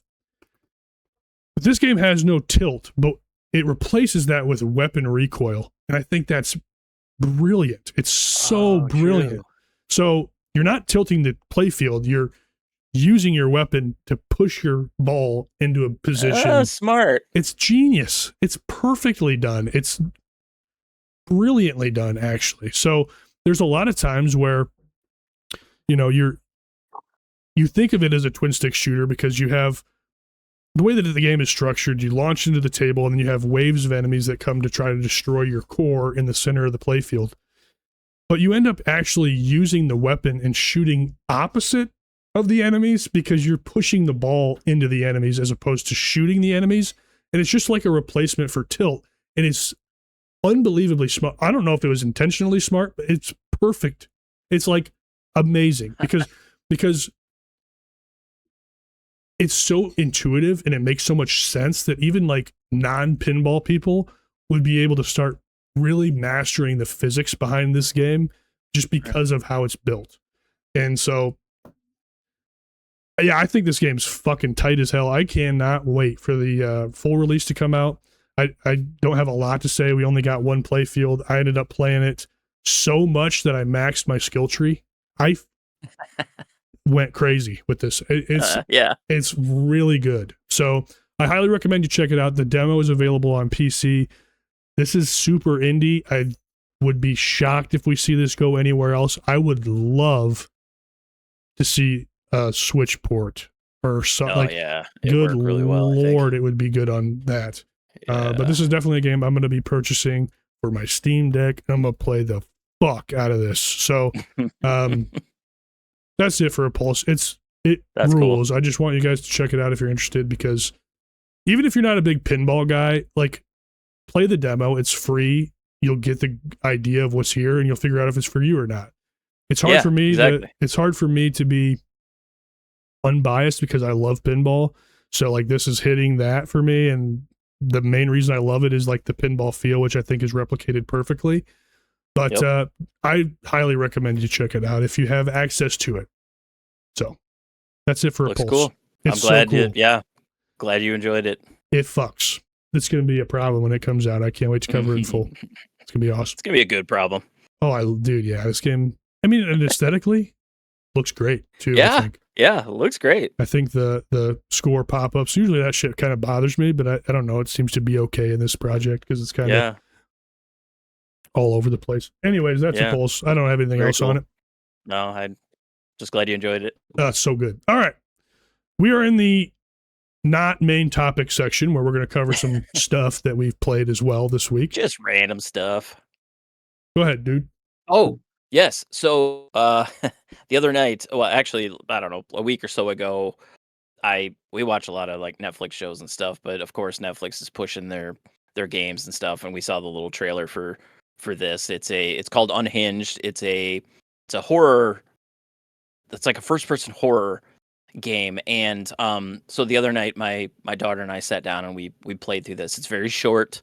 The description says like 30 plus minutes. I think we got through it in like 20 or whatever. It's a very short experience, but it's actually well done. And the way that this works is you actually use your phone as kind of the controller, but it works better than just like a controller that you're literally like pressing buttons on. Yeah. You hold it like a phone. So when you're in the game, your phone is like a phone. You are talking to so basically the setup is you live in this apartment across the street from like your best friend who lives in another apartment that you can see each other through like the windows, and there's a like a typhoon or a hurricane or something that's coming through, and the power gets cut out and stuff. So you're trying to, you leave your apartment because you want to check on your neighbor that's just down the hall from you. But very quickly things go wrong, and you find out that it's more than just the power going out. There's something happening in this apartment. I don't want to spoil it, but and so you use your phone to basically traverse through your apartment, through the hallways, through like fire escapes and stuff like that around your building, and you point the phone at the screen, and you have a flashlight. So anytime you see like the flashlight on the gameplay, that is me controlling where I want the light to be. So it's reading the position of my phone and giving me like some light. And also when you move it, you're moving your field of view too. So you can look around, little key points of interest will pop up. And then you basically point at like a door handle, and you just tap the phone and she'll reach and open the door and close it. And that's basically how you maneuver through this world. You also get your friend that lives across the street from you will call you, and it will actually ring on your phone, and you have to answer it, and she talks through your phone, not through the speakers on your TV, which is kind of cool. So you kind of feel like you're actually having a conversation. And then she'll like sometimes the phone calls will cut out, and then she'll text you, and then there's a little text thing that you have to open on your phone, so you talk to her through text message and stuff. But it's just it's pretty well done, and it's actually kind of tense. I mean, these games don't always do a whole lot for me in that sense of like being scary or whatever. Yeah. I wanted actually my daughter to be the main one playing this. I wanted her to experience. I wanted to kind of watch, but she played for a few minutes and then was like, I can't. Like, she gave me the phone, and man. like a lot of times she had the pillow up like just wow. under her eyes. I mean, it's got some moments that are like, what's gonna happen? Like, you turn down a hallway and it's dark and you don't know what's down there. You obviously know that there's something in this apartment that you're trying to avoid. So there's always that kind of little inkling of tenseness, you know, that you have to kind of avoid. But like I said, it's over pretty quick. Thought the ending was okay. Didn't really conclude, you know, super well, but you know, for a short experience like that, it was fine. I actually think this is fucking cool. I don't understand how do you launch this? Like, how do you play it? No, how did you play it? I don't understand it. So I'm trying to like, I have Netflix. I think my wife and I need to sit through this together. Should play it.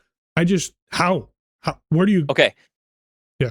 So if you have Netflix, yeah, you just launch. So there's like a game tab. You just go to the game tab. I haven't been on you start it, and it starts like a TV show. And then you have like a QR code, and you scan it with your phone. Okay. And then basically that's what launches the game onto your phone as well as on the TV. So they're like communicating with each other back and forth. And once once you're in the game, then it's fine. It plays. Okay. You know, pretty. I just flawlessly. didn't know how the fuck it worked. So that's cool. Oh yeah, that's exactly how it. Yeah.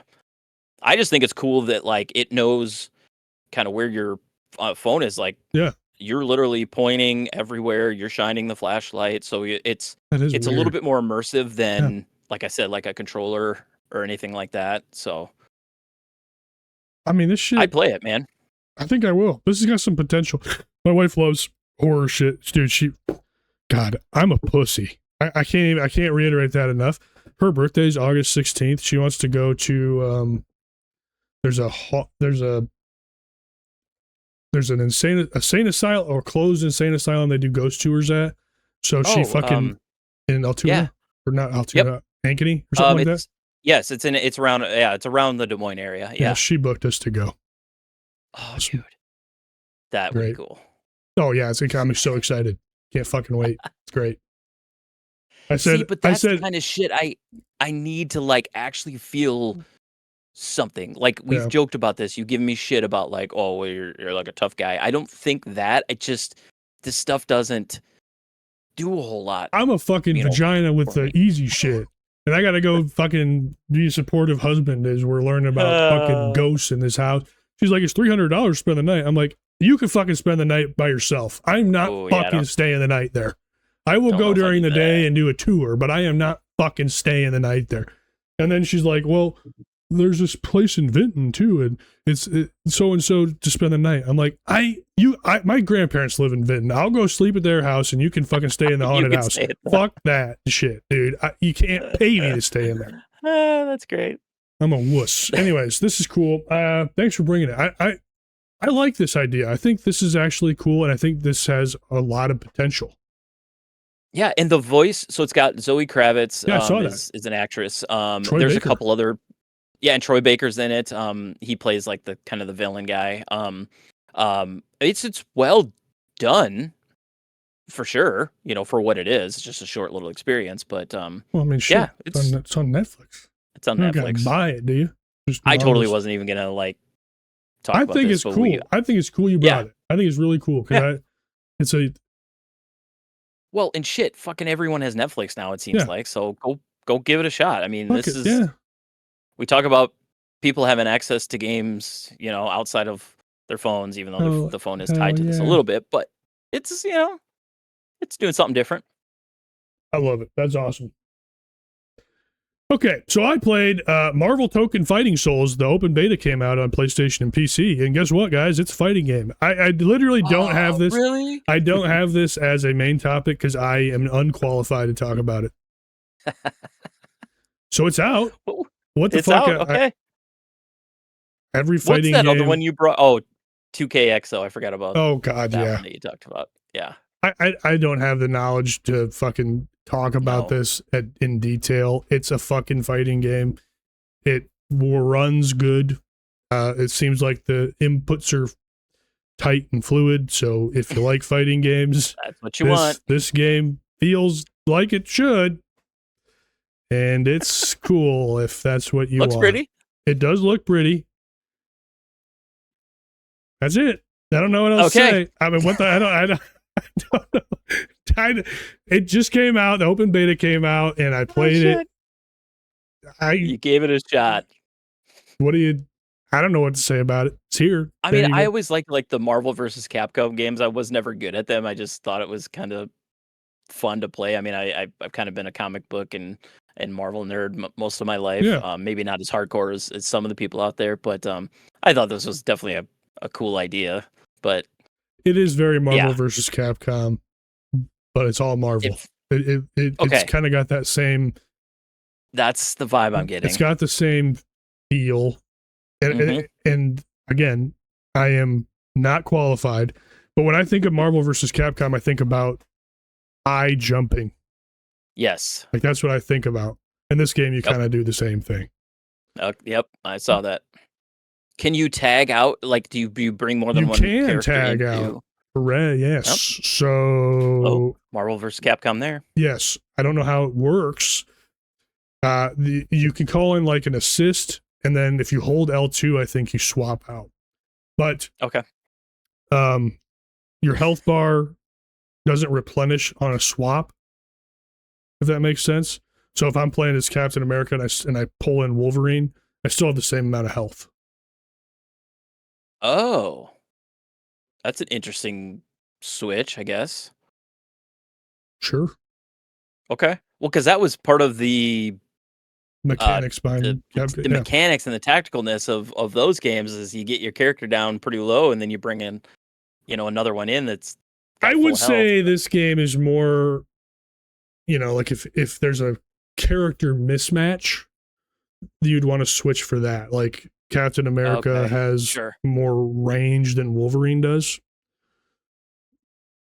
So to speak, I mean, I can throw the shield, so I'm unqualified.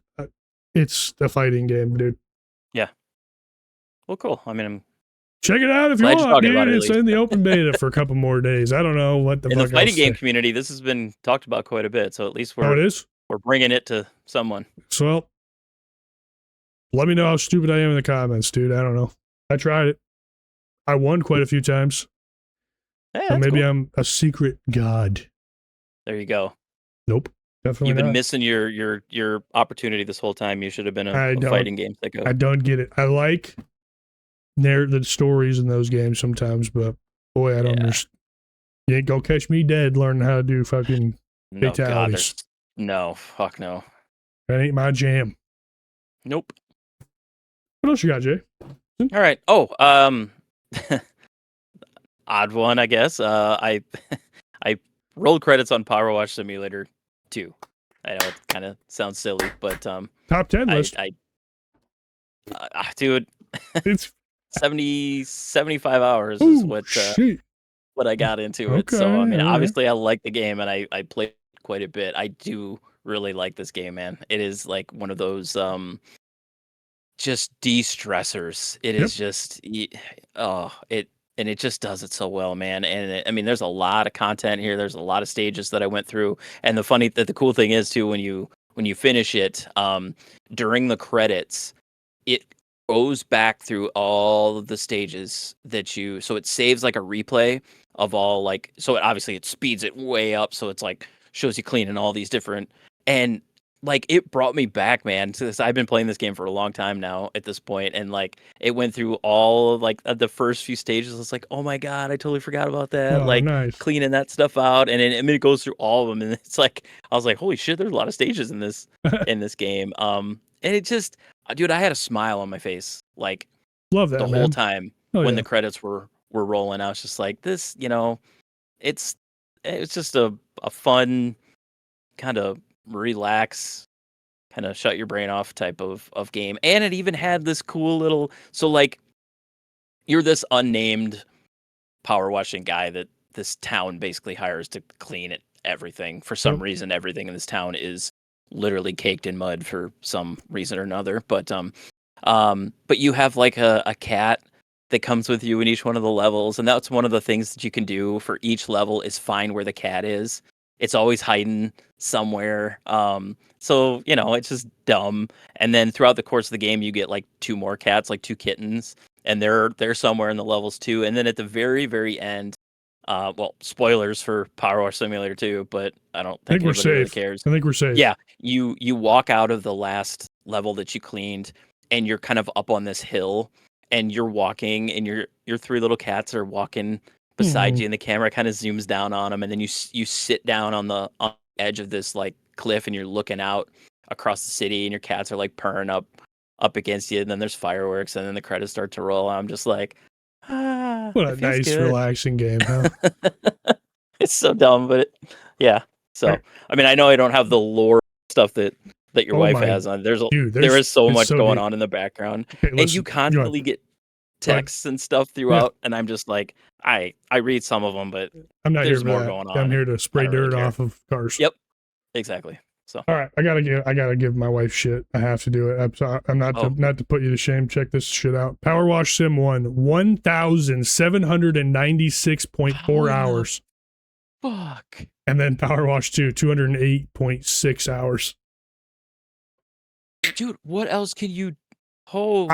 She must be replaying the fuck of over and over. I think she plays at work, but oh my god, I've told you she's a fucking sicko when it comes to these goddamn games. Dude, that's insane. Ridiculous. Sorry. So one of the things I did, not to put you to shame, but I just like, I gotta give her shit. I do not want to be that person. These games are fun, but good lord. There's, DLC packs and stuff that come out, and I am now doing the Star Wars. Yeah, and it's cool. Like, you're not like the power wash guy. You're actually a droid. You're like a cleaning droid. Oh, nice. So, like, when he moves around, like, his steps are like like droid noises. Yeah. The guns are all swapped. The guns, the washers are swapped out to look like they're coming from Star Wars. Cool.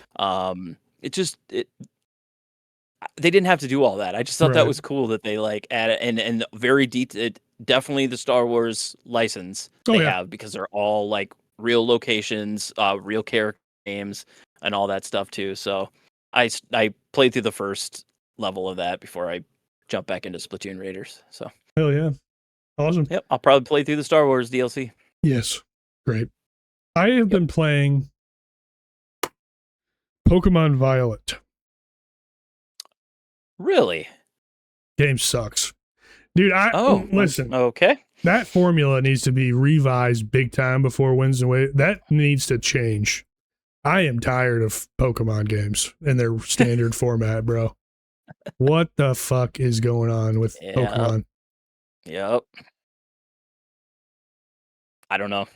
I don't either. I'm not dabble having fun at all. It's about all I do with Pokemon, so I'm just not having fun at all. And I was playing it and I was laughing because my wife is like, God, Morgan's getting brought up a lot today. She's playing Story of Seasons, something about Olive Town or Olive Town something. Yep. She's like, I kind of want to start a new game, but I don't want to sit through a tutorial. That's her roadblock. She's like, I don't want to sit through a tutorial again. Yeah. It's funny to me. Yeah. And then I was going through the early stages of Violet, and I'm like, God, this fucking sucks. I'm like 2 hours in. I don't even have my starter yet. Are you fucking kidding me? That's brutal. Anyway, I picked the green cat, whatever its name is, Skitorio or whatever the fuck it is. Couldn't tell you. I'm on my way to school, I guess, and I ran into a Cyclosaur Pokemon. They apparently have like robot bike dragons in this game. Oh, yes. Yes, they do. Yep. Why? I don't know. I think Pokemon are supposed to be like kind of like animals, and this is clearly a robot of some variety. Yep. Yep. I saw that. Never played it. That's one I just never. I don't like the Pokemon running around. I want the random encounters. Oh, sure. Yeah. Oh yeah, they're all for visible multiple now. reasons, right? Because you have to take encounters to level, but you don't get them randomly, so it doesn't pace itself correctly. So you can just avoid everything if you want. You have to like choose who to fight and who to. Mm-hmm. Fucking stupid. I'm also playing Catherine. I'm gonna save that for next week. Yeah. Okay, yeah. I want to hear more about that, like in more detail. Yeah, we'll talk about it. I have thoughts, but I will cover that next week. It is a game, I will tell you. So we'll talk about that. Yeah, I haven't really been playing much else. Like PowerWash was like my kind of go-to, like if I just kind of wanted to like not have something I had to think too much about. So yeah, other than that, I mean, I played a little bit more Elliot, but I'm just having a hard time because there's just other things I want to play more. Yep. Yeah. So we'll see. All right, you got Raiders now. You got something for a while. Shit, man. Love that's gonna hold me for a while. Yep. That's great. So, yep. If that's all you play next week, that's all you play next week. Speaking of, never mind. We'll talk about that later. All right. So let's take a quick little break. We'll come back with some shop talk. It's gonna be a long ass episode. But we got some stuff to talk about in the shop talk section, so stick around with us. We'll be right back, y'all. Shop talk's loaded, no map, no plan. Jason's got notes and Cam's gonna rant. Retro modern rumors, delays. Somehow we're off topic and underage. So buckle up, chat, we're back in the zone. Hot takes flying like we're all alone. Spawn point rolls and the tangent starts. Fade it down. Let's talk shop. Welcome back to Spawn Point Podcast, everybody. We're going to talk some shop bullshit and talk some things. So, yep, that's what we do. Right off the bat, Wreckreation 2 got announced. This is made by former Burnout devs. Kind of an interesting story behind this. Did you even know about the first one? No. It came out 9 months ago. Like, what? That's what I read. It came out 9 months ago. Like, I didn't even know it existed, but it flopped. But then they created a new dev studio and released a trailer for Wreckreation 2. Looks cool. I think it looks cool. It does. Looks really cool. A little hesitant on the trailer. It looks like it's gonna feel rough. Like I'm very worried because trail out sucks. Yeah. I know I was kind of like cool with it at first, but that game is not good. So a little worried about it, but still, it looks like it's kind of inspired by Burnout Paradise. They said they're going for a more dense environment with aggressive AI, but it's still open world. So we'll see. We'll have to wait and see. We love our racing games. So of course, that got announced. Jason let me know and I looked at it. It looks okay. It looks cool. I did too. We'll have to keep our eyes on it. Yeah. Well, and I think one of the things we at least need to address, is the fact that we just talked about not getting more Burnout games, no more Need for Speed. So this could be like the thing that we get in place of those. Probably won't be quite as memorable or exciting, but it's hard because it's a AA game, and this game's gonna have to pop off for us to get like anything close to what I would view as like a real Burnout game again, because I don't think this is going to be it. But I don't think it will. But either. This is this is our only hope, I guess. Like Trail Out is flat out, and that game is novel for what it's trying to do, but you can just feel its cheapness. You know what I'm saying? Yep. So, I'm happy that I bought that game because I do want to support those guys. Yeah. But their next project's got to be a lot better than this one was. If it's the same scope and scale as this one, I don't think it's going to do that well. That game runs like shit. So there's a lot of things that have me a little bit hesitant on it. But again, I love Burnout. The concept is strong. We'll just kind of have to wait and see on it. Yeah. But this is kind of like, this is kind of our only hope. I was going to say, this is kind of what we're going to get. Yeah, really. I mean, it is. That's about it. It sucks. Balls. Yeah, it definitely does. So, okay. Well, that's cool. So, okay, I was a little confused. There's a game called Wreckreation, right? I don't know. Is there a game called Wreckreation? I don't know. Never heard of it. Wreckreation. Okay. Nope. It's Wreckreation. Okay. So this is what I was thinking. Okay. Yeah. I think I just read it too fast and I was like, oh, Wreckreation 2. And I was like, I thought there was a Wreckreation or Wreckreation 1, but no, I must have been thinking of. You must have been thinking of the original Wreckreation. I must have been. It literally came out October 28th of last year. So like not long ago. Oh, that's so weird. And it's just so hopeful for a Burnout style game. This was not it. It tries to be Burnout Paradise, but has none of its own identity, and even then it fails to have anything that made Burnout fun. The cars handle awful. That's not good. That's not good at all. The amount of times I've slid off the road just trying to make a slight turn. The traffic's horrible. Yeah, so anyways, this game flopped harder than hell. It was actually, I don't know what happened. This was developed by Three Fields Entertainment. They're they developed a new studio and are making Wreckreation 2. I don't know. Okay. They have an uphill battle ahead of them. Oh, for sure. So, okay. That's that. That's that. What else? We got some. I saw some stuff about some Microsoft backwards compatibility on the PC with like they've got like new features and achievements. So, cool idea. I guess that you can play some of these old, like OG Xbox games backwards compatible on your PC, but they only announced I think four games. Yep. Games. I mean, and some of them are like, Fusion Frenzy.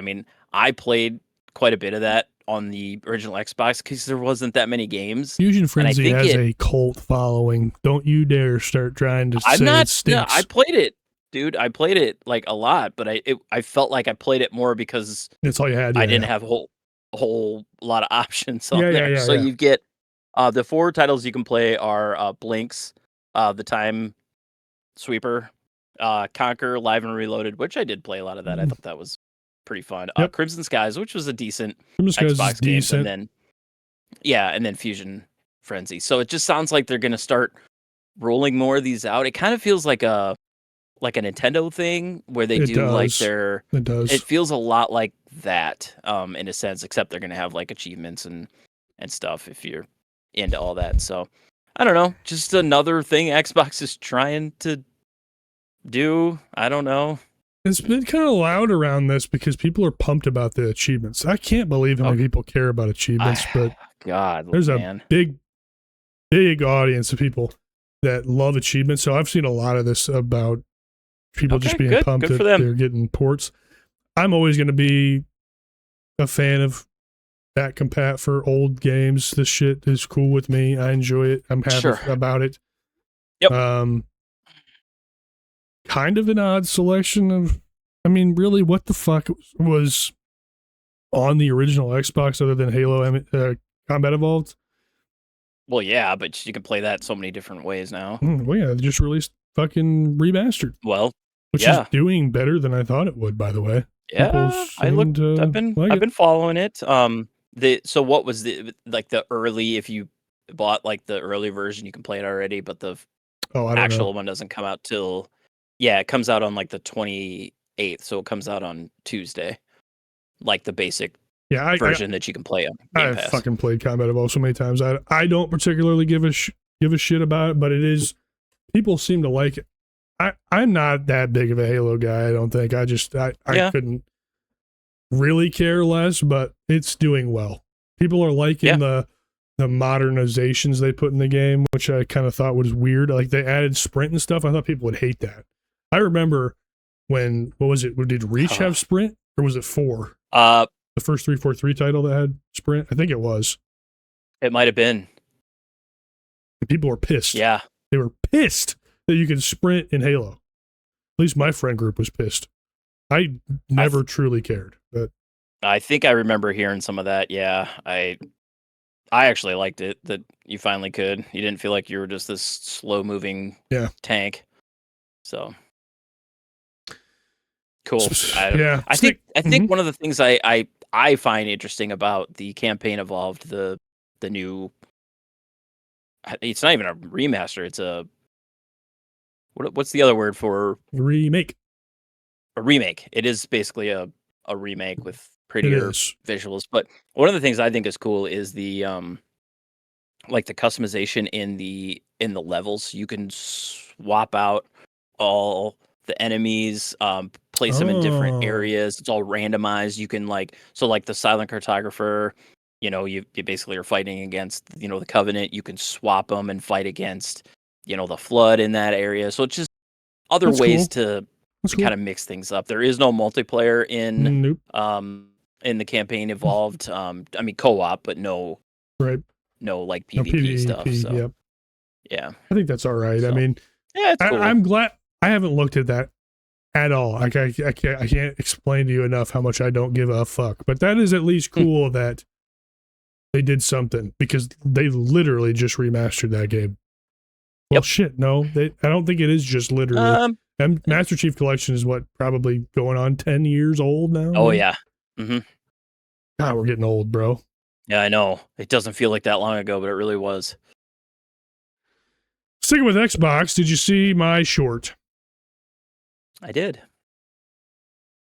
So Xbox is testing a new service for Xbox insiders where you can play or stream your library of games via the cloud for free with ads. For free. God, I feel like we've talked about ads being implemented into these streaming services. Sure did. Yeah. What do you think about it? I think you even mentioned it a while back where you're like, watch, they're going to you can play this stuff for free, but you got to watch an ad or so. I think it's fucking terrible. It's fucking terrible. Awful. Fucking terrible. Awful. I mean, it is the last thing I want in my gaming. Like, I don't play that many mobile games because of ads. Like, if, I sometimes do sit on the couch and if I don't feel like playing anything, there's a couple mobile, like, puzzle games and stuff that I play, but, like, if there's ads and stuff, I'm out. Like, it's just so annoying. It breaks the and it's incredibly cycle. Egregious in mobile. Yes. It's so bad. There are games that you download that are mechanically pretty fun. Right. And you are literally left with the decision of, do I spend $4.99 to get the ad-free version just so I can play this game, or am I uninstalling it and forgetting it exists? Like, that is the two options that you have. Yeah, it's exactly it. So Microsoft said it's not going to interrupt gameplay.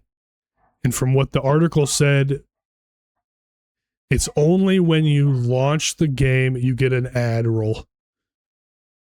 But this is just the beginning, and it does open the door for mobile monetization in console gaming, which is awful. Fucking terrible. Absolutely awful. So, by God, all means almighty, for the sake of the industry, do not use this service. No, do not. Let it flop and let them know that this is not what anybody wants. Yes. Please. It's not terrible right now. I know you can launch your game and go poop and fucking get your one ad and not think about it, but this is the crack in the door, and if this succeeds, it's fucking hell from here on out. So just don't fucking. I don't even know what they mean by that. If can cloud stream to your phone, or I don't even know what that means. Or maybe it's like the way they're integrating the ROG Ally into the ecosystem. I don't know. Either way, it's stupid and it shouldn't happen. Absolutely. When I saw that, when you put that in there, and I was like, oh my God, it's happening. Yep. Whoa! Okay. I don't know if you guys heard that. Hopefully not. I just blew my ears out. What? Next topic of conversation here, Jason put in, and I. Oh, yeah. Have you heard of this? Tears of Metal? You put it in, and it was on sale on Steam, and I saw it. And so I hadn't seen it until you put it in there, and then I saw it. Looks pretty cool. I downloaded it it's on Game Pass. I haven't had a chance to I haven't played it yet. I'll preface it by saying I haven't had a chance to play it yet, but like I'd heard about it, and then I started seeing, like, probably because I searched it, I started seeing like YouTube videos of like people streaming it with groups of people, and it looks so fun. It does look it's fun. like a what do they call those? Like a Musha type game? It's like Dynasty Warriors. Like Dynasty Warrior type thing, but like in this medieval thing, with a cool art style. It just looks wild and I don't know. I just was like, I don't know if you'd heard of this. I had not heard of it. So yes, I'm glad you brought it to my attention. Cool. Am I still paying for Game Pass? Probably. That's fucking sad, dude. I don't even know if I'm paying. Yeah. I think I'm paying for it still. I think I am too. Well, I know I am because it let me download it. Yep, I'm still paying for it. So it is an in-game preview. Yes, and it's a hack and slash action roguelite is what they're calling it. I just thought it looked pretty cool. It does look cool. Thanks for bringing it to my attention. And now I'm gonna have to download it, and we'll not play together because you fucking refuse to play games with me. Shut the fuck up. You refuse. I've tried. I do not refuse. I play games by myself, he says. Dude, haven't you said the same thing? I prefer to play games. I have said I have no friends. I have never said I would not play games with you, Jason. Unlike you have said, fuck you. You are bad company. I don't want to play with you. But I don't like you that much. That's the problem. That's fine. I don't like myself either. So I don't blame you. Fucking kidding, dude. Let's talk PlayStation, because PlayStation had the most miserable week of all fucking time. Good Lord. Unbelievable. By the way, pro content creator. That's OBS. That's how we record our show, by the way. What a fucking there you idiot. go. Take a look. Okay, so let's break down PlayStation this week. What a fucking disaster. So do we have to? It's kind of funny. I mean, it is funny. On the 24th, 2 days ago, right when Tokon Fighting Souls, the open beta, dropped, PlayStation Plus was down all day long. Okay. And it's just incredibly hilarious to me how they're trying to go to an all digital future, and they have all this horrible press around it which they expected. And then the service goes down. Okay. Now I know you can play your downloaded games. You just can't play multiplayer. Okay. So I made this short. It was a little flubbery, but yes, engagement farmed, I guess. But either way, right? If the service goes down and you wanted to download a game, you couldn't. You were fucked. Yeah. So you couldn't access your library.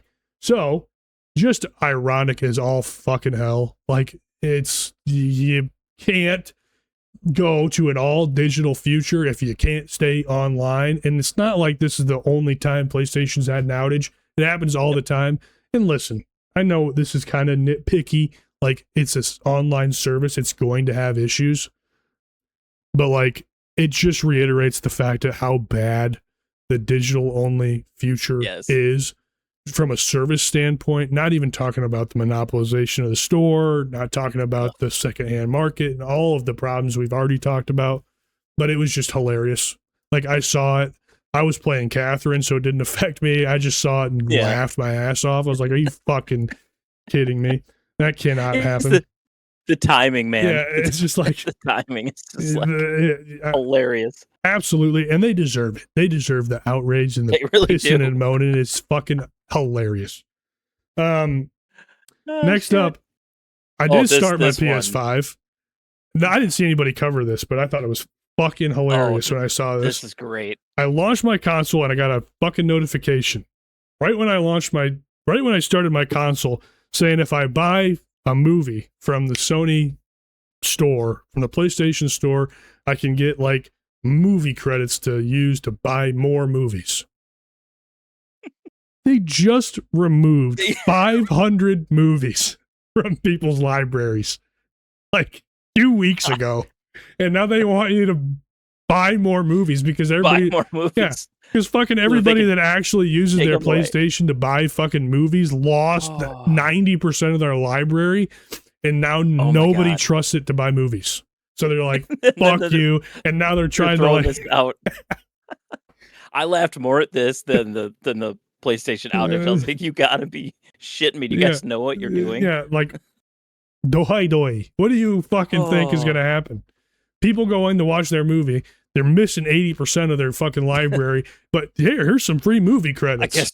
I guess we should buy more since we got all our movies taken away from us. I love that practice. Let's buy more. What a bunch of idiots. Anyway, so that was hilarious. I haven't even seen that covered. I just noticed it when I popped on. I was like, what a fucking disgrace. Oh, I'm glad you put that in. Oh boy. Moving on from there. Next thing. I know Sony, boys and girls. Sony Santa Monica clearly in damage control here because they're already announcing the next God of War game. They're already floating things about it out, saying that it's Kratos next time. And also the next one isn't even out yet. Yeah, Lao Fei is not even out yet, but the next one after Lao Fei is a Kratos game. But of course they're we saying, know what you really want, and you're gonna get it after this one. After this one, so fuck you. But Jesus Christ. They do say in those articles that it follows the events of Lao Fei. Okay. So, great. How fucking stupid can you be? How stupid can you possibly be? Like, I don't. Again. Is that their little way of being like, you should probably still play Lao Fei? 100,000 fucking percent. Because nobody's gonna, dude. That game behind the scenes has got to be on fire. I don't know what to say if they're putting that out. If they're putting out the fact that they're 2 games out, their next game has Kratos in it because the outrage was so loud, they're worried about Lao Fei. You cannot convince me otherwise. They are worried about Lao Fei. But what the fuck do they expect? I don't know what they expect. And I want to clarify. I am by no means saying Lao Fei is going to be terrible. It could very well be good. Okay. Oh yeah. But it's besides the point that it completely misses the target audience for God of War. Completely misses the audience. So it's just dumb. What do they expect? Anyways, I just thought that was fucking hilarious as well. Yeah, it was. Oh boy. What an absolute nightmare. And then the last thing I have is not Sony related, but still like I was gonna put it in and then I saw you did. I was like, perfect. This is just another almost laughable. It just gets lumped in at the end, but before Nintendo time, of course. But Dan Houser, Rockstar co-founder, who's also like the lead writer for the Grand Theft Auto games, came out and said if consumers want to buy physical discs, they should still print them. And the internet's on fire because he said the obvious thing. Like, okay, but also GTA 6 is digital only release. So I know that that's not his decision, but like, hello. What are we doing here? Like, what are we doing? We're giving him. We're giving him credit for saying what everyone says. Is this a way to try to get some heat off of them for not releasing? So he's almost making it sound like he's tying this into the Sony thing, and they're not going to be, discs. But that's not yet, and your game is coming out in November. So what I've heard I don't rumors that understand. like 3 to 6 months away out from release, they are going to do physical.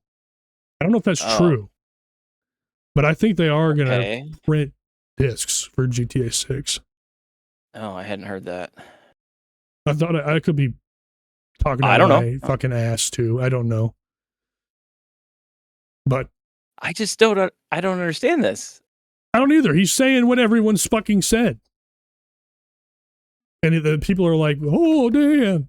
It's like, dude, like this GTA 6 is a digital only release. Something. Yes, I feel like I'm missing something. Like, what is the point of even like coming out and saying this? I don't know. I think in the article as well, he said there are benefits to digital only as well or something. Well, sure. But whatever. It's just like, dude, there was like reporting. Okay. There was reporting. I can't. The amount of greed Sony has to have is unbelievable. Like, it's gotta be first party titles like Spider-Man and Ratchet and Clank. Like, if you look at sales figures, they were like I think Ratchet and Clank had like a 75% physical over digital purchase rate. Really? Yeah. Like they say overall, like it's like 20% or whatever is physical purchases, but it only accounts for like third party major games. But like in-house Sony games, the majority are still being sold physical. Oh, interest. What the fuck are they doing then? They want all the money. They don't want to pay GameStop and local mom pop shops, which, by the way, when you go to your local game shop, the game shop probably makes 10 to 15% off of that product. They don't make dick off of that. It's not like they're getting, obviously we're adults. We understand that if you buy a $60 game, the shop doesn't get $60. They only make like the pennies basically. It's literally like, it's literally not like, much. Yeah. Because they have to buy the product. So they buy it at they buy it like literally like 10 to 15% cheaper than what it costs for them to sell it. So their margins are dick. Low, so PlayStation still gets the majority of it, but they want all of it. So all of it. Fuck you. Good Lord. You know, to play off that a little bit, you had mentioned, I don't know if it was last week or the week before, that you had started seeing people talk about how like they're so upset with this Sony thing. They're switching to Nintendo. Yep. Switch to. I've started seeing a lot more of that. Like I follow a couple different like Nintendo sites, like Nintendo groups, you know, and stuff, and you know, so many people are like coming into those from like PlayStation, and they're like, this is now going to be my platform. I'm new to this, you know, like what do I need? What should I be playing? I'm like, holy crap, it's happening. It's a mass purge and it's not, what's interesting to me, it's not PlayStation to Xbox, it's PlayStation to Nintendo. Constantly. That's all I'm seeing. Weird. It's very weird, but it makes sense. It does. But like I just like when you would mention that, I hadn't really seen much of that yet, and then ever since I've been seeing quite a bit of it. I'm like, wow. It is crazy to watch. It's really weird to watch. Yeah, it really is. It's odd. Wow. Okay. Okay, you know what time it is? Yeah.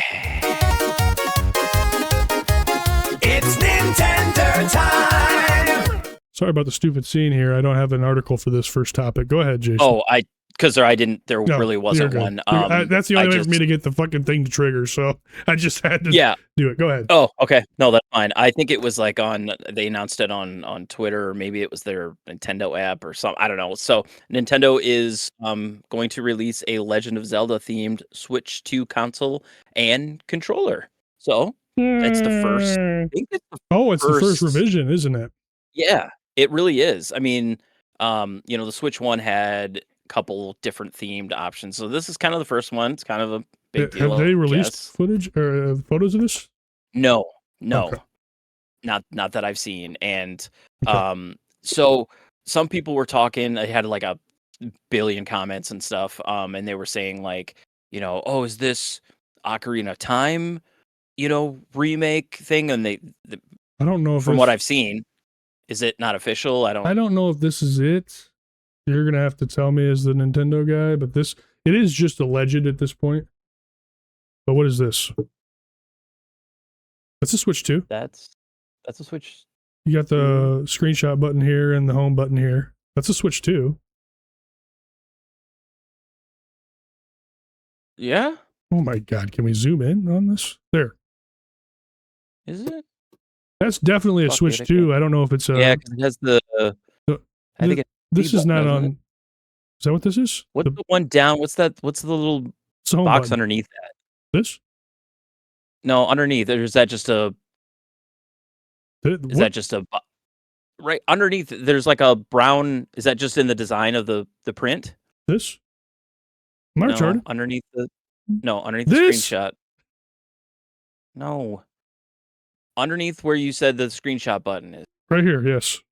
This is the screenshot button. This is just design. This is green. It's just design. Okay. Yeah. Well, my image quality watching through Discord isn't quite as solid, so I couldn't tell. This is just design. Okay, yeah. It's this logo, I don't know if that's. What is this on? Where did you find this? This is on Gaming Bible, which is a bullshit fucking website. I would not trust this as far as I can That's kind of what I'm thinking is it's like a mock-up. It's something that somebody probably just made, because as far as I've seen, they haven't shown anything. They basically just said they're planning it. This could be hypothesized, y'all. We're just trying to figure. I'm just trying to find some visual aid. So this might not be it. But it might not be it, but it could be. I don't trust, close. Dude. I'm gonna tangent real quick. Have you fucking looked at gaming articles on Facebook? It is the worst place to get gaming news of all time. It's fucking terrible. Oh my, dude! Every article is a clickbait article, first of all, and then 100%, and then they don't tell you shit. So then you have to click the article to go to the website, and then the website contradicts the fucking clickbait title. It's the worst. I just won't do it anymore. I started looking there for some of my news, and I was like, no, this stuff is so bad. Oh my God, it's so fucking bad. Like, I've gone on there and like, okay, here's a little fucking shit. So I go in there and like look at the article, and then I just leave in the comments what the game is. It's like, fuck off, dude. It's like on YouTube, like if like IGN posts a review, they don't give the score to like the end, and then the first comment will be like, they gave it an 8. Yeah. So you can just look at the score. I mean, I understand they have to get their ad money from getting people to their site, but it's just the worst way of trying to find any info. So anyway, Nintendo just said they're gonna do a Legend of Zelda themed Switch 2 at some point in the future. So, but they just said Legend of Zelda, like not tied to.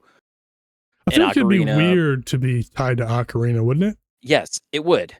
Just do Legend needs to of be Zelda. The next, yeah. I mean, that little mock-up image is definitely more in like the Tears of the Kingdom, Breath of the Wild kind of look. But like it, yeah. They could just do anything that, Hylian shield with, a Master Sword type. It just something. Just make it like artistic, and it fits in with any of the Legend of Zelda games. I think would be. Do you think Zelda switches it up again now after Tears, or do you think they keep the same formula? I think they're going to switch it up. I think they almost have to now, don't you? I think they're going to go back to, because that was the biggest. I mean, as well as Breath of the Wild and Tears of the Kingdom did. That was the biggest criticism. Is while they were great, they kind of didn't quite feel like the traditional Zelda games with the dungeons and all that stuff. I think they're going to go back to a more traditional style Zelda. They'll do something cool, and it'll be the next big thing, but it'll be different than the Tears and That's something interesting about the Zelda games in particular, is they've always been very experimental, even way back. Legend of Zelda on the NES was a top-down action RPG, and then Zelda 2. Was it just Zelda 2?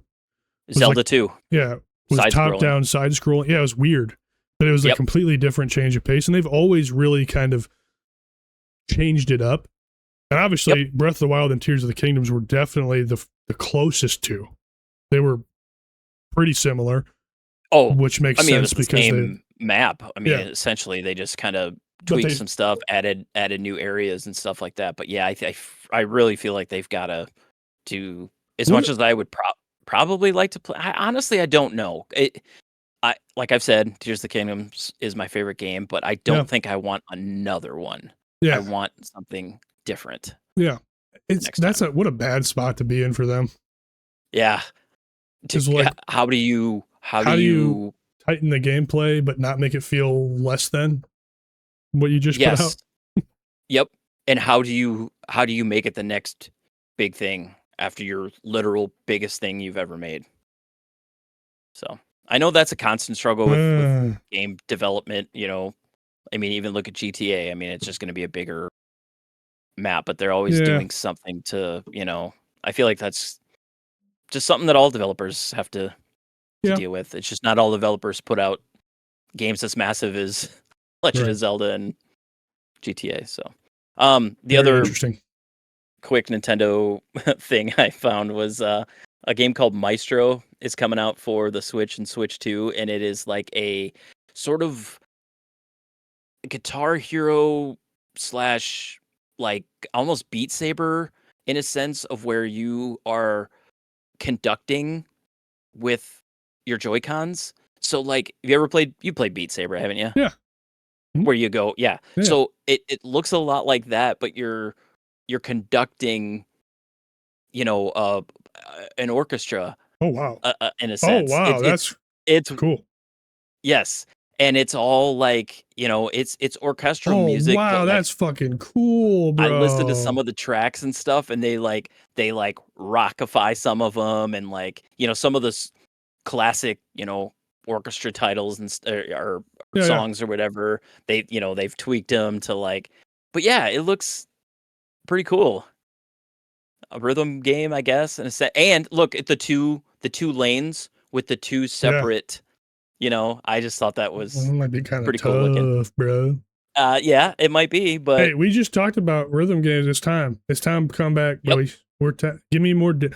I want to play DJ Hero really bad, but I don't think any DJ Hero controllers work anymore. Oh God, I used to have that. DJ Hero had some fucking banging ass collabs. Yeah, that's set list fucked. Yep. I used to play the crap out of that too. Anyway, just it's time. I'm cool. I'm on fucking board for this, dude. Yeah. Not my genre. Have you ever played what's it called? Trombone Champ? Oh God, no, but I've seen a lot of Trombone Champ. When that first came out and I got that on the Switch, my daughter and I played that all the time, and it is hilarious. Yeah. It takes like songs, you know, but the whole thing is done with a trombone, and you have to like hold the Joy-Con. Oh my God, we got a lot of fun out of that game. So rhythm games are cool, man. God damn, they need to come back. Yes, they do. And maybe they are. Maestro. What's that one that's coming? A stage tour? Yeah. You heard of that? What are they doing for peripheral for that though? I don't know. Because they made it sound like it's gonna have a full like band, so you're gonna have to have. You are not buying a Rock Band set right now. Yeah, no shit. I can't. Well, if they sell it, you will. But I can't, dude. You know how long I've been looking for a goddamn Guitar Hero controller with a dongle that I can play on my PS3. I can't find one. I can't find one. I can find. I was gonna say I have two guitars still, but I can find guitars for $5. But if you don't have the dongle, you can't use it. And I need the dongle. Yeah. Yep. What a pain. And I love Guitar Hero 3. That might be my favorite one. I love Guitar Hero 3. That was great. So I have that. I have Guitar Hero Smash Hits. Like I've got my Guitar Hero ready to go. I just don't have the fucking peripheral. God, I used to play the shit out of Guitar Hero. You were good at it too. I was never good at it. Oh yeah. I got good at Guitar Hero 3 with the 360 controller. Because you used to be able to map the bumpers and triggers. Oh, really? I never even tried that. But I got real good at that. I can play through the Fire and Flames on expert with the fucking Oh my on the God. controller. See, I could just do it on the guitar. Like there was up. You're psycho if you could there do was something that just worked. I remember the very, very first Guitar Hero I bought, and I showed it to some friends, and they're like, "What is this? That is so cool!" And I would bring it over to their house, and we would play it, and I'd always be the one that, like, if they were trying to get through something, and they're like, "I just can't get it," and I'd just be like, "Yeah, I love something about that game." I got into and actually got. No, I suck at it. I think if I use the guitar, I have to play on medium because I can't get my fifth finger involved. I can't do it. I can't figure it out. I don't even know how to hold it. I think it's the fucked up thing is I'm a big music guy. I've played in bands and stuff. I can't play the guitar. I've never known how to play the guitar. But Guitar Hero, I don't know. Anyways, what I was saying, I remember my brother saying something like, he's like, "Dude, you don't know how to play the guitar. You're ripping through these." I'm like, it's different. It's not like playing a guitar. No, it is not. It is like playing a video game, but goddamn is good. But what I was trying to say, though, is even though I suck ass at it and have to play on medium with only 4 buttons instead of 5 because I suck and I can't get my pinky. I got short fingers by birth, okay, from birth, okay? These things suck. Well, these things things, be a problem. Yeah, these things suck, okay? So I can't reach the 5th button is my excuse. Anyways, even if you play on medium and you just go through like the career, you still feel fucking cool, right? It's just the games feel awesome. So yes, I'm looking for one, and I am a stickler and refuse to eBay shop for it. I could buy one on eBay, I'm sure, but I refuse. Yeah. I see how packages get delivered from the post office.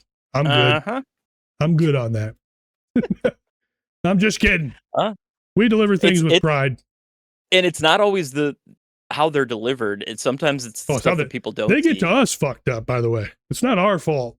Yes. If you see how they're handled in the station, you're like, oh boy. Oh boy, that's right. broken. Yes. Video games, dude. Another week down. Yeah. We made it. We made it. Good stuff. It was a good one. It was. Next week we might have I don't know. We're gonna have to figure it out. It might be a mini. I don't know. I got a work trip. I leave next Sunday, which is our recording day.